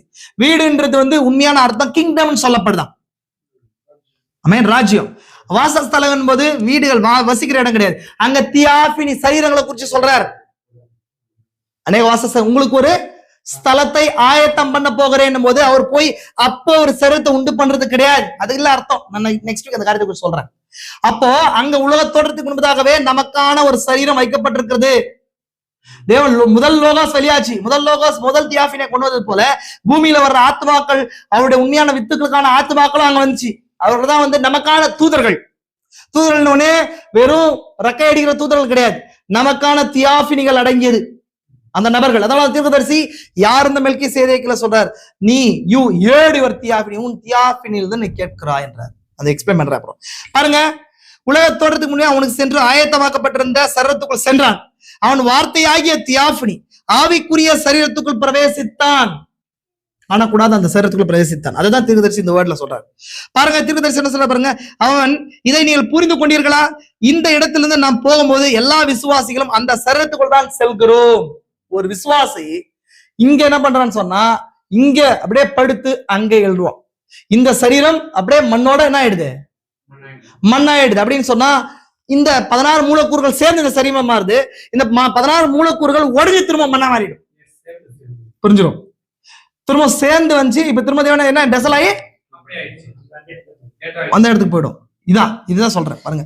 ஆனா இந்த ஆத்மாவை தாங்கிய இந்த கூடாரம் இருக்குது. இப்போ இந்த கூடாரம் என்ன பண்ணுது? இந்த ஆத்மா என்ன பண்ணுது? இந்த ஆவி என்ன பண்ணுதுன்னா அந்த தியாஃபினி மகிமையான அந்த நமக்காக உண்டாக்கப்பட்ட அந்த தியாஃபினி போகுது. அந்த தியாஃபினிக்குள்ள போகும்போது இந்த ஆத்மாவை என்ன சுவாபத்தை பெற்றுக்கொண்டுமோ அந்த சுவாபமும் அந்த வல்லமைகளும் அந்த சரத்துக்கு வெளிப்படும் போது அந்த மகிமையின் சரீரமா மாறும். ஆமென். பாருங்க கீழே எப்படி தீர்க்கதரிசி சொல்றாரு பாருங்க. அது கீழே முக்கியமான விஷயத்த சொல்றாரு. அது நீங்கள் புரிந்து கொண்டீர்களா? இந்த இடத்துல நம்ம போகும்போது எல்லா விசுவாசிகளும் அந்த சரீரத்துக்குள் தான் செல்கிறோம். ஒரு சிறு குழந்தை எப்படி பிறக்கிறது என்று நான் சற்று முன்பு கூறினது போல நீங்களும் அந்த சரீரத்துக்குள் செல்லும் போது வார்த்தையாய் இருப்பதை உணர்வீர்கள். ஒரு குழந்தை பிறக்கிற மாதிரிதான் அக்கறையில பிறக்கிறோன்ற. இது எல்லாமே பேட்டர்ன். ஒரு குழந்தை எப்படி பிறக்குதோ அந்த மாதிரிதான் அந்த உலகத்துல பிறக்கிறோமா, அந்த உலகத்துக்கு இந்த ஆத்மா போறதும் அப்படிதான். எப்படி பிரதர் அப்படி எப்படி பிரதர்? நான் சாவுறேனே, சத்து தானே போறேன், மறிச்சுதான் போறேன். நான் சொல்றேன், நம்ம மறிக்கிறதுல நம்மளுடைய செய்தி மறிக்கிற செய்தி கிடையாது சொல்றேன். அப்போ இது எப்படின்னு சொன்னா, இந்த குழந்தை பிறப்புக்கு எப்படி 3 ஸ்டெப் தேவைப்படுதோ அதே போல அந்த உலகத்துல பிறக்கிறதுக்கு, அந்த உலகத்துல பிறந்து அந்த சரீரத்துக்கு போறதுக்கு 3 ஸ்டெப் தேவைப்படுது.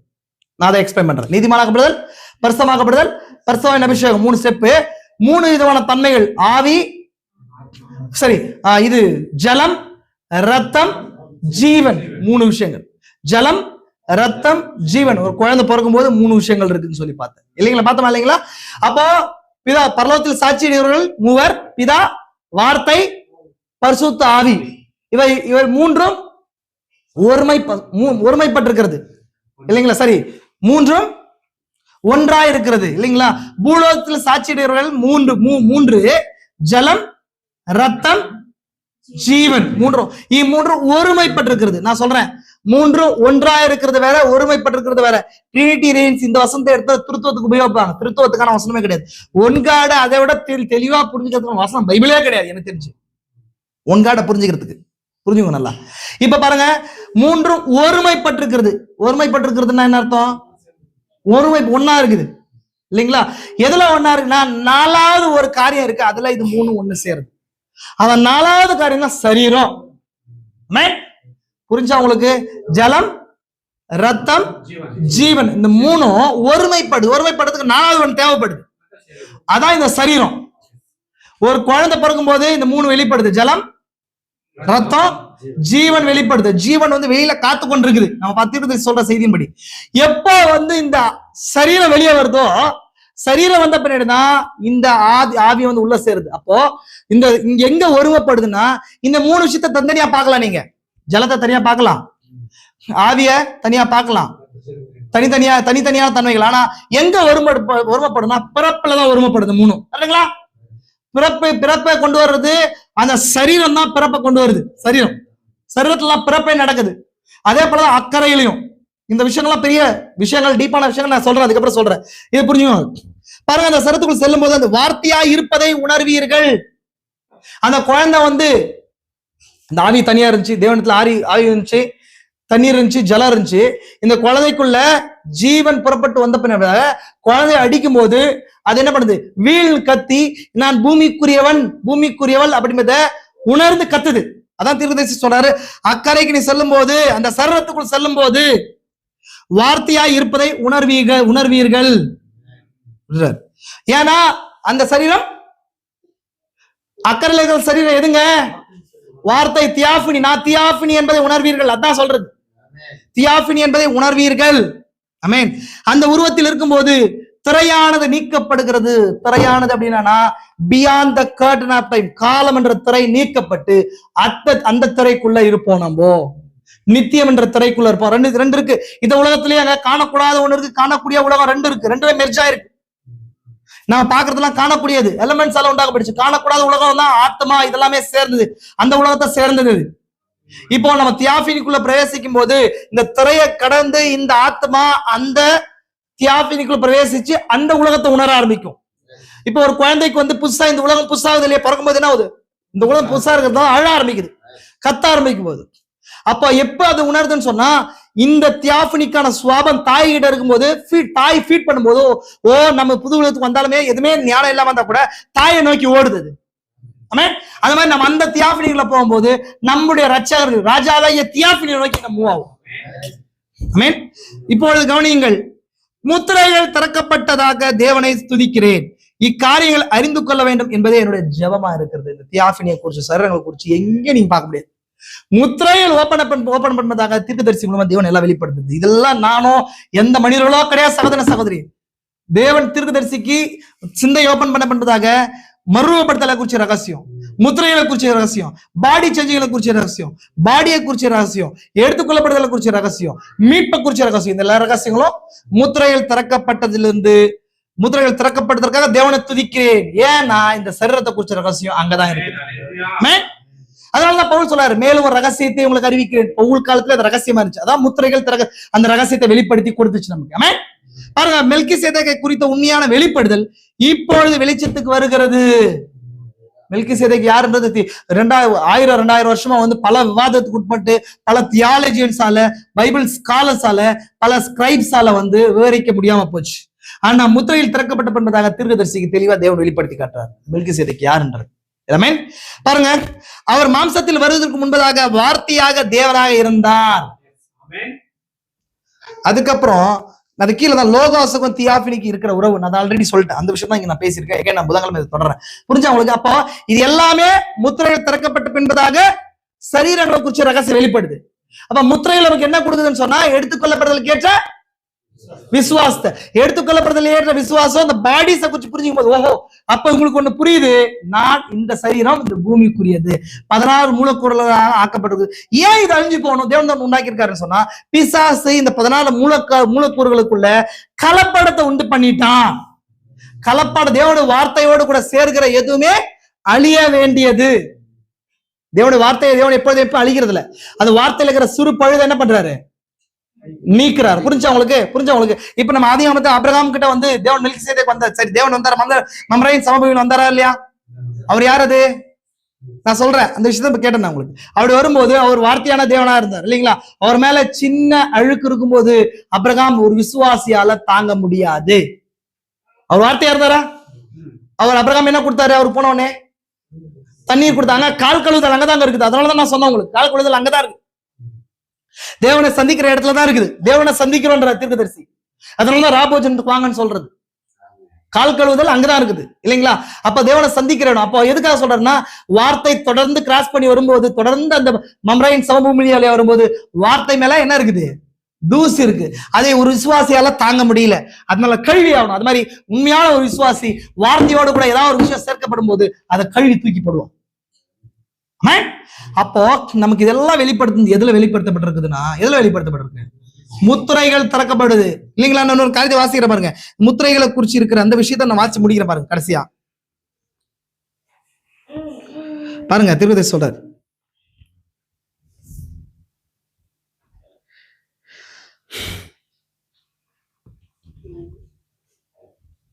பாருங்க, தீர்க்கதரிசி சொல்றாரு, அவருடைய வருகையை குறித்து எடுத்துக்கொள்ளப்படுதலை குறித்து சற்று முன்பு மனிதன் என்னுடன் கேட்டது போல நாம் அதை இப்பொழுது அறிந்துள்ளதை போல நாம் அறிவோம். நாமும் நமது காலத்தை உலகத்தில் கழித்து விட்டோம். எடுத்துக்கொள்ளப்படுதல் நிகழும் சமயம் அருகாமையில் உள்ளது. தீர்க்கதரிசி சொல்றார், சபையை ஒன்று சேர்த்து நம் வாழ்கிற இந்த சரீரங்களை மறுரூபப்படுத்தும் இயற்கைக்கு மேம்பட்டதை பலனை அளிக்கிறதுமான எடுத்துக்கொள்ளப்படுதல் விசுவாசத்திற்காக நாம் காத்து கொண்டிருக்கிறோம். 63 வருஷம் 7ஆம் மாசம் சீல்ஸ் கொடுத்த பின்பதாக 7ஆம் மாசம் கொடுக்கிறார். முறையிடுகிறது என்ன சொல்லுன்ற செய்தியில. அப்போ நம்ம எடுத்துக்கொள்ளப்படுதல் விசுவாசத்தை காத்து கொண்டிருக்கிறோம். எந்த விசுவாசம் இருக்குதோ அந்த எல்லாமே நம்ம பெற்றுக்கொள்வோம் இல்லைங்களா? ஒரு சுகமளித்தல விசுவாசம் இருந்துச்சுன்னா சுகமளித்தல பெற்றுக்கொள்வோம். பிசாசு ஓட்டுறதுக்கான விசுவாசம் பெற்று பிசாச ஓட்டுற வல்லமை வெளிப்படும். புரிஞ்சா இல்லைங்களா? ஏன் இது வரைக்கும் பூமியில யாருமே மறுரூபமாக்கப்படல அப்படின்னா, மறுரூபமாக்கப்படுதலோட விசுவாசம் வெளிப்படவே இல்லை பூமியில இது வரைக்கும். 2 பேரை தவிர, எஸ்பெஷலி 3 பேரை தவிர, ஏனோக்கு, எலியா, இயேசு கிறிஸ்து, இவங்க 3 பேர் தான் வெளிப்படுத்தப்பட்டுச்சு. அப்போ இந்த காலத்துல தனிப்பட்ட இண்டிவிஜுவல் பாசல்ஸ் வெளிப்படுத்தப்பட்டுச்சு. அந்த விசுவாசம் வல்லமையை கொண்டு வரும். அந்த விசுவாசத்துக்கு முன்பதாக அவர் வெளிப்பாடாத வைக்கப்பட்டிருக்கணும் பாடி சேஞ்சிங்க குறிச்சு இல்லைங்களா? அதனாலதான் எலியா கிட்ட கேட்கிறாங்களா, இன்று உங்களுடைய எஜமான தேவனிடத்துல எடுத்துக்கொள்ளப்படுவார் உங்களுக்கு தெரியுமா? அப்ப எடுத்துக்கொள்ளப்படுதல் ஒண்ணு இருக்குது. அது யாருக்குள்ள அந்த ரகசியம் வைக்கப்பட்டிருக்குது? எல்லாருக்கும் வெளிப்படாது. யார் அதை பெற்றுக்கொள்றாங்களோ எலியாவுக்கு மட்டும் அந்த ரகசியம் தெரியும். இப்ப பாருங்க, இங்க என்ன சொல்லப்படுது பாருங்க, எடுத்துக்கொள்ளப்படுதல் விசுவாசத்திற்காக காத்து கொண்டிருக்கிறோம். எடுத்துக்கொள்ளப்படுதல் விசுவாசம் தீர்க்கதரிசி காலத்துல கூட முழுமையை அடையவில்லை. எடுத்துக்கொள்ளப்படுதல் விசுவாசத்துக்கான செய்தி வந்துருச்சு. புரிஞ்சுக்கோங்களா? செய்தி வந்துருச்சு. அதுதான் 7 seals revelation. எஸ். ஆனா அந்த விசுவாசம் எப்படி வெளிப்படும் சொன்னா, அதுக்கான ஜனங்கள் வரும்போது அந்த செய்தியின் மூலமா அதை பெற்றுக்கொள்வோம். இது பாடி சேஞ்சிங். கவனிங்க நல்லா. அப்ப இப்பொழுது நம்ம கண்களுக்கு முன்பாக பாருங்க, நாம் காத்து கொண்டிருக்கிறோம். மரித்து போனவர்களை தேவன் இப்பொழுது கண்களுக்கு முன்னாடி உயிரோடு எழுப்பி அவர்களை நமக்கு முன்பாக கொண்டு வந்து நிறுத்துவதையும், ஒரு மனிதன் நிழலை போன்று மாறும் அளவிற்கு அரிப்பெடுத்தும் புற்றுநோயை அரித்தெடுக்கும் புற்றுநோயை சுகமாக்கி அவனை மறுபடியும் திடகாத்திரமான ஆரோக்கியமான மனிதனாக தேவன் மாற்றுவதை நாம் காணும் பொழுது அது ஜனங்களுக்கு எடுத்துக்கொள்ளப்படுதலுக்கு ஏற்ற விசுவாசத்தை நமக்களித்தாக வேண்டும். தீர்க்கதரிசி காலத்துல இதெல்லாம் நடந்தமை கூட எடுத்துக்கொள்ளப்படுதல் விசுவாசம் வெளிப்படுச்சா? வெளிப்படலங்க. அப்ப எகைன் ஒரு மனுஷனுக்கு விசுவாசம் வரணும்னு சொன்னா விசுவாசத்துக்கு ஏற்ற வெளிப்பாடு வரணும். எகைன் அந்த தேர்ட் புல் தான் அந்த விசுவாசத்தை வெளிப்படுத்தி கொடுக்குது. 7 seals ரெவலேஷன் அந்த half an hour சைலன்ஸ்குள்ளதான் அந்த ரகசியம் இருக்குது. அதெல்லாம் பாடி சேஞ்சிங் மிஸ்ட்ரி இருக்குது இல்லைங்களா? இப்போ ஒரு விஷயத்த குறிச்சு உங்களுக்கு தெரியும் போது தானே பிரதர் அதை குறிச்சு நீங்க ஆவலா இருக்கும். புரியுதா உங்களுக்கு? இந்த இடத்துல பிரதருக்கு வந்து இந்த இடத்துல வந்து ஃபுட் நல்லா இருக்குன்னு சொல்லி அந்த மிஸ்ட்ரி வெளிப்படும்போது அதை நோக்கி போவார் இல்லைங்களா? அப்ப அந்த மாதிரி இந்த மிஸ்ட்ரி, இந்த சரீரத்தை குறிச்சு நான் ஏன் எடுக்கிறேன், இந்த காரியம் ஏன் எடுக்கிறேன் அப்படின்னா, நம்ம எந்த சரீரத்துல இருக்கிறோம், எதுக்காக காத்து கொண்டிருக்கிறோம், நமக்கான நித்திய கூடாரம் எது, இது கிடையாது. அது இந்த காலத்துல இந்த செய்தி நம்மளை அழிக்கப்படுது அப்படின்னு சொல்லி உங்களுக்கு தெரிஞ்சா மட்டும்தானே அதுக்கு போறதுக்கு நீங்க வருவீங்க. அதுதான் முத்திரைகள் செஞ்சிருக்கு. அதுதான் என்ன பண்ணிருக்குங்க, அதுதாங்க. இதுதாங்க வந்து என்ன வருதுன்னு சொன்னா, இதுதான் ஃப்ரேம் ஒர்க் ப்ரீச்சிங், இதுதான் வந்து என்ன தீம் ப்ரீச்சிங். இதுதான் வேணும் நமக்கு. இதான் நம்மளை மறுரூபப்படுத்தும். இந்த செய்தி மறுரூபப்படுத்தும், வேற ஏதோ ஒரு மறுரூபப்படுத்தாது. பாருங்க தீர்க்கதரிசி என்ன சொல்றாரு பாருங்க, அது கீழே எடுத்துக்கொள்ளப்படுதல் விசுவாசம் நமக்கு அளித்தாக வேண்டும். ஒளி வானத்திலிருந்து பிரகாசித்து எக்காலம் துணிக்கும் போது கிறிஸ்துவின் சர்வ விளைவில் ஒன்று சேர்க்கப்படும். கிறிஸ்துவின் சரீரன்றது யார சொல்லுது? மனவாட்டியாகிய சபை. நொடி பொழுதில் மறுரூபமடைந்து ஆகாயத்தில் எடுத்துக்கொள்ளப்படுவோம். பாருங்க அது கீழே, அத்தகைய ஒரு சம்பவம் நிகழ வேண்டும். வேத கல்லூரிகளை இதை குறித்த அறிவை பெற்றிருக்கலாம், ஆனால் அவைகள் உற்பத்தி செய்ய முடியாது. இதை குறித்து அநேக பேசலாம், ஆனா உற்பத்தி செய்ய முடியாது. எடுத்துக்கொள்ளப்படுது வெளிப்பாட்டின் ஜனங்களால தான் வெளிப்பாடை வெளிப்படுத்த முடியும். அந்த விசுவாசம் தான் வந்து வல்லமையை கொண்டு வரும். அப்ப இந்த செய்திகள்லாம், இந்த பாடி சேஞ்சிங்க குறிச்சு இருக்கிற பாடிஸை குறிச்ச ரகசியங்கள் தான் நமக்கு என்ன பண்ணுதுன்னு சொன்னா, இன்னும் அதுக்கேற்ற ஞானத்தை வெளிப்படுத்தி விசுவாசத்தை கொடுக்குது. உன்னை குறிச்சு நீங்க அறியும் போதுதான் அது மேல ஆவல் வரும் உங்களுக்கு. ஆமென். பாருங்க, அதுதான் சொல்றேன். ஆனால் உற்பத்தி செய்ய முடியாது. அவர்கள் அறிவுபூர்வமாக சரியாக இருக்கின்றனர். ஆனால் நீங்கள் அந்த ஒளியை சந்திக்க வேண்டும். அந்த ஒன்றை நீங்கள் சந்தித்து நீங்கள் கண்டடைந்ததாக வேண்டும். புரியுதுங்களா உங்களுக்கு? அப்ப இதுதான் நம்மளுடைய நோக்கம். என்னன்னு சொன்னா, எதுக்காக இதை குறிச்சு நம்ம அறிஞ்சுக்கிறோம்னு சொன்னா, நமக்காக வைக்கப்பட்ட அந்த தியாஃபினிக்குள்ள மீட்கப்பட்ட இந்த மனுஷன் அந்த தியாஃபினிக்குள்ள போகும்போது மைவனித நிலைக்குள்ள போறான். இதுக்காக தான் தேவன் மீட்பின் திட்டத்தையே போட்டார். மீட் பண்றது அதனாலதான் நடக்குது. 3 stages நடக்குதுன்னு சொல்லி நம்ம பார்த்தோம். அப்ப இதை குறிச்சு நம்ம அடுத்த விஷயங்கள்ல அநேக கொஸ்டின் சொன்னேன். உங்களுக்கு என்னென்ன கொஸ்டின் சொன்னேன்? அபிரகாம்ட்ட அவர் எப்படி வந்தார், அவர் எப்படி வந்து இந்த பூமிக்குரிய ஆகாரத்தை சாப்பிட முடிஞ்சு அப்படின்றத குறிச்சு நம்ம பாக்குறோம். அந்த கொஸ்டின்ஸ் எல்லாம் பார்க்க போறோம். அதே போல வந்து இயேசு கிறிஸ்துவ வந்து அவரே பிதாவிடத்துக்கு ஏறி நான் போகவில்லை, என்ன தொடாதேன்னு சொன்னாரு. அதுக்கப்புறம் வந்து என்ன பண்றாருன்னு சொன்னா, மீன் துண்டை கொடுக்குறாங்க, சாப்பிடுறாரா இல்லையா? அப்புறம் பேதுருவை குறிச்சு சொல்லும் போது பேதுருவை குறிச்சு சொல்றாங்க, அது அவருடைய தூதனா இருக்கலாம்னு சொல்றாங்க. ஏன் இதெல்லாம் நடக்குது, என்ன விதமான சரீரங்களுக்கு நம்ம எந்த சரீரத்தை பெற்றுக்கொள்ளும்னு சொல்லி ஒரு நாட்களை பார்க்கலாம். கர்த்தரை ஆசீர்வதிட்டோம். தேவன் உங்களோட கூட இருப்பாங்க. ஜெபிக்கலாம். இந்த காரியங்களை அதிகமா தியானிங்க, வீட்டுக்கு போய் தியானிங்க.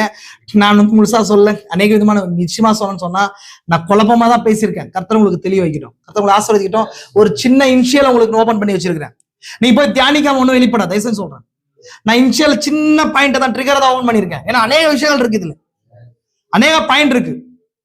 நான் இன்னைக்கு சின்ன வந்து ஒரு ஃப்ரேம் ஒர்க்கா கொடுக்கலாம் தான் நினைச்சேன். ஃப்ரேம் ஒர்க்கா கொடுக்க முடியல, அவ்வளவு விஷயங்கள் இதுக்குள்ள இருக்குது.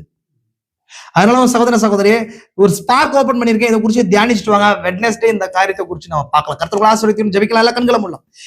எல்லா கண்களை மூடி இருந்தங்களை தாழ்த்தலாம். எல்லா கண்களை மூடலாம். கிருபை நிறைந்த பரலோக பிதாவே, இந்த ஆசீர்வதிக்கப்பட்ட நல்ல நாளுக்காய் கூட நன்றி ராஜா. எங்கள் வாழ்வில் ஒரு நாளை கூட்டி தந்து இந்த நாளை காண செய்தீர். இந்த நாளில் ஐயா, சரீரங்களை குறிச்சு வெளிப்பாடுகளை முத்திரைகளின் கீழா எங்களை வெளிப்படுத்த தயவுகளுக்காக நன்றி. இந்த பூமிக்குரிய சரீரங்களை விதமா இருக்குது அப்பா, மாம்ச ரீதியான சரீரங்கள் விதமா இருக்குது அப்பா. நீர் மூல தியாஃபினிய விதமா இருந்துச்சு. எங்களுக்கான தியாஃபினிகள் எங்க சிருஷ்டிக்கப்பட்டுச்சு, முதல்ல உருவாக்கப்பட்டுச்சுன்றதை குறிச்சு பார்த்தோம். அப்பா, நாங்கள் அழிவுக்குரியவர்கள் அல்ல, அழியாமைக்குரியவர்களா இருக்கிறோம். எங்கள் ஆத்மாவானது நித்தியமாய் உம்மிடத்திலிருந்து மீண்டும் அந்த பூமிக்கு வந்து சோதனைக்குட்பட்டு நாங்கள் சோதனைகளை ஜெயித்து மீண்டும் மீட்பை பெற்றுக்கொள்வாராச்சு. அப்ப அந்த சரத்துக்குள்ள நாங்கள் புறப்பட்டு போவோம். அந்த சரீரம் ஒருவேளை எங்களுக்குள்ள இருக்கு, எங்க பக்கத்துல இருக்கலாம், அதுக்கத்தாவே அக்கறையில இருக்குது ராஜா. அப்பா, நாங்கள் ஒரே உலகத்துல ராஜா ஒரு கிறிஸ்துவ 2 பரிணாமத்துல வாழ்கிறான்னு சொல்லி, காணக்கூடாத உலகத்துல வாழ்கிறான்னு சொல்லப்படுது. நாங்கள் எலிசாவா இருக்கிறோம், அந்த கர்மேல் மலை மேல இருக்கிறோம் ஐயா. அப்பா, உலகத்துல இருக்கிறவர்களை காட்டில் உங்களில் இருக்கிற பெரியவர், அவர்களோடு கூட இருக்கிறவனை காட்டி நம்மளோடு கூட இருக்கிற பெரியவர்கள் அதிகமான கூட்டத்தையும் அதிகமான ஏஞ்சலிக் விசிட்டேஷன் நாங்க பெற்றிருக்கிறோம் ஐயா. அதற்காக கூட நன்றி ராஜா. அந்த செகண்ட் ஹேண்ட் ரோப் எங்களுக்காக வந்திருக்குது ராஜா. அப்பா நீ இரட்டத்துணைய ஆவி இதனால எங்களுக்கு கொடுத்திருக்கிறீர். அப்பா எலியாவை பாடி சேஞ்சிங் பண்ண அந்த வல்லமை திரும்பமா எலிசாவுக்கு கொடுக்கப்பட்டிருக்கு. அது எங்களை பாடி சேஞ்சிங் பண்ணும் என்று விசுவாசிக்கிறோம். எங்களுக்கான சரீரத்துக்குள்ள போக அப்பா கிருபையை கூட்டி கொடுங்க. இந்த கத்தாவே ரெண்டல் ஹவுஸ்ல இருந்து நாங்கள் புறப்பட்டு போக கிருபையை கூட்டி கொடுங்க. பலப்படுத்துங்க, ஆசீர்வதிங்க. எங்களை தரமட்டமா தாழ்த்துக்கிறோம். இந்த செய்தியை கேட்கிற ஒவ்வொரு நபரையும் ஆசீர்வதிங்க அப்பா. இது இன்னும் அதிகமா ஆழமாய் புரிந்து கொள்ள தியானிக்க கிருபையை கூட்டி கொடுங்க அப்பா. பிள்ளைகள் ஒவ்வொரு ராஜா அப்பா பிரகாரத்தின் அனுபவத்தை அல்ல, பரிசுத்த ஸ்தலத்தின் அனுபவத்தை அல்ல, மகா பரிசுத்த ஸ்தலத்தின் அனுபவத்தை பெற்றுக்கொண்டு அப்பா அந்த நித்திய ஒளி எடுத்து கடந்து செல்ல கிருபையை கூட்டி கொடுங்க. பிள்ளைகளை ஆசீர்வதிங்க, பேர் பேராய் குடும்பம் ஆசீர்வதிங்க. தரமட்டுமா என தாழ்த்துக்கிறோம். உன் நாமம் உயர்த்தப்பட்டோம் இயேசு கிறிஸ்துவின் பரிசுத்த நாமத்திலே ஆமென். அல்லேலூயா. ஒரு காணிக்கை பாடலை பாடி நம்ம காணிக்கைக்குள்ள கலந்து போலாம்.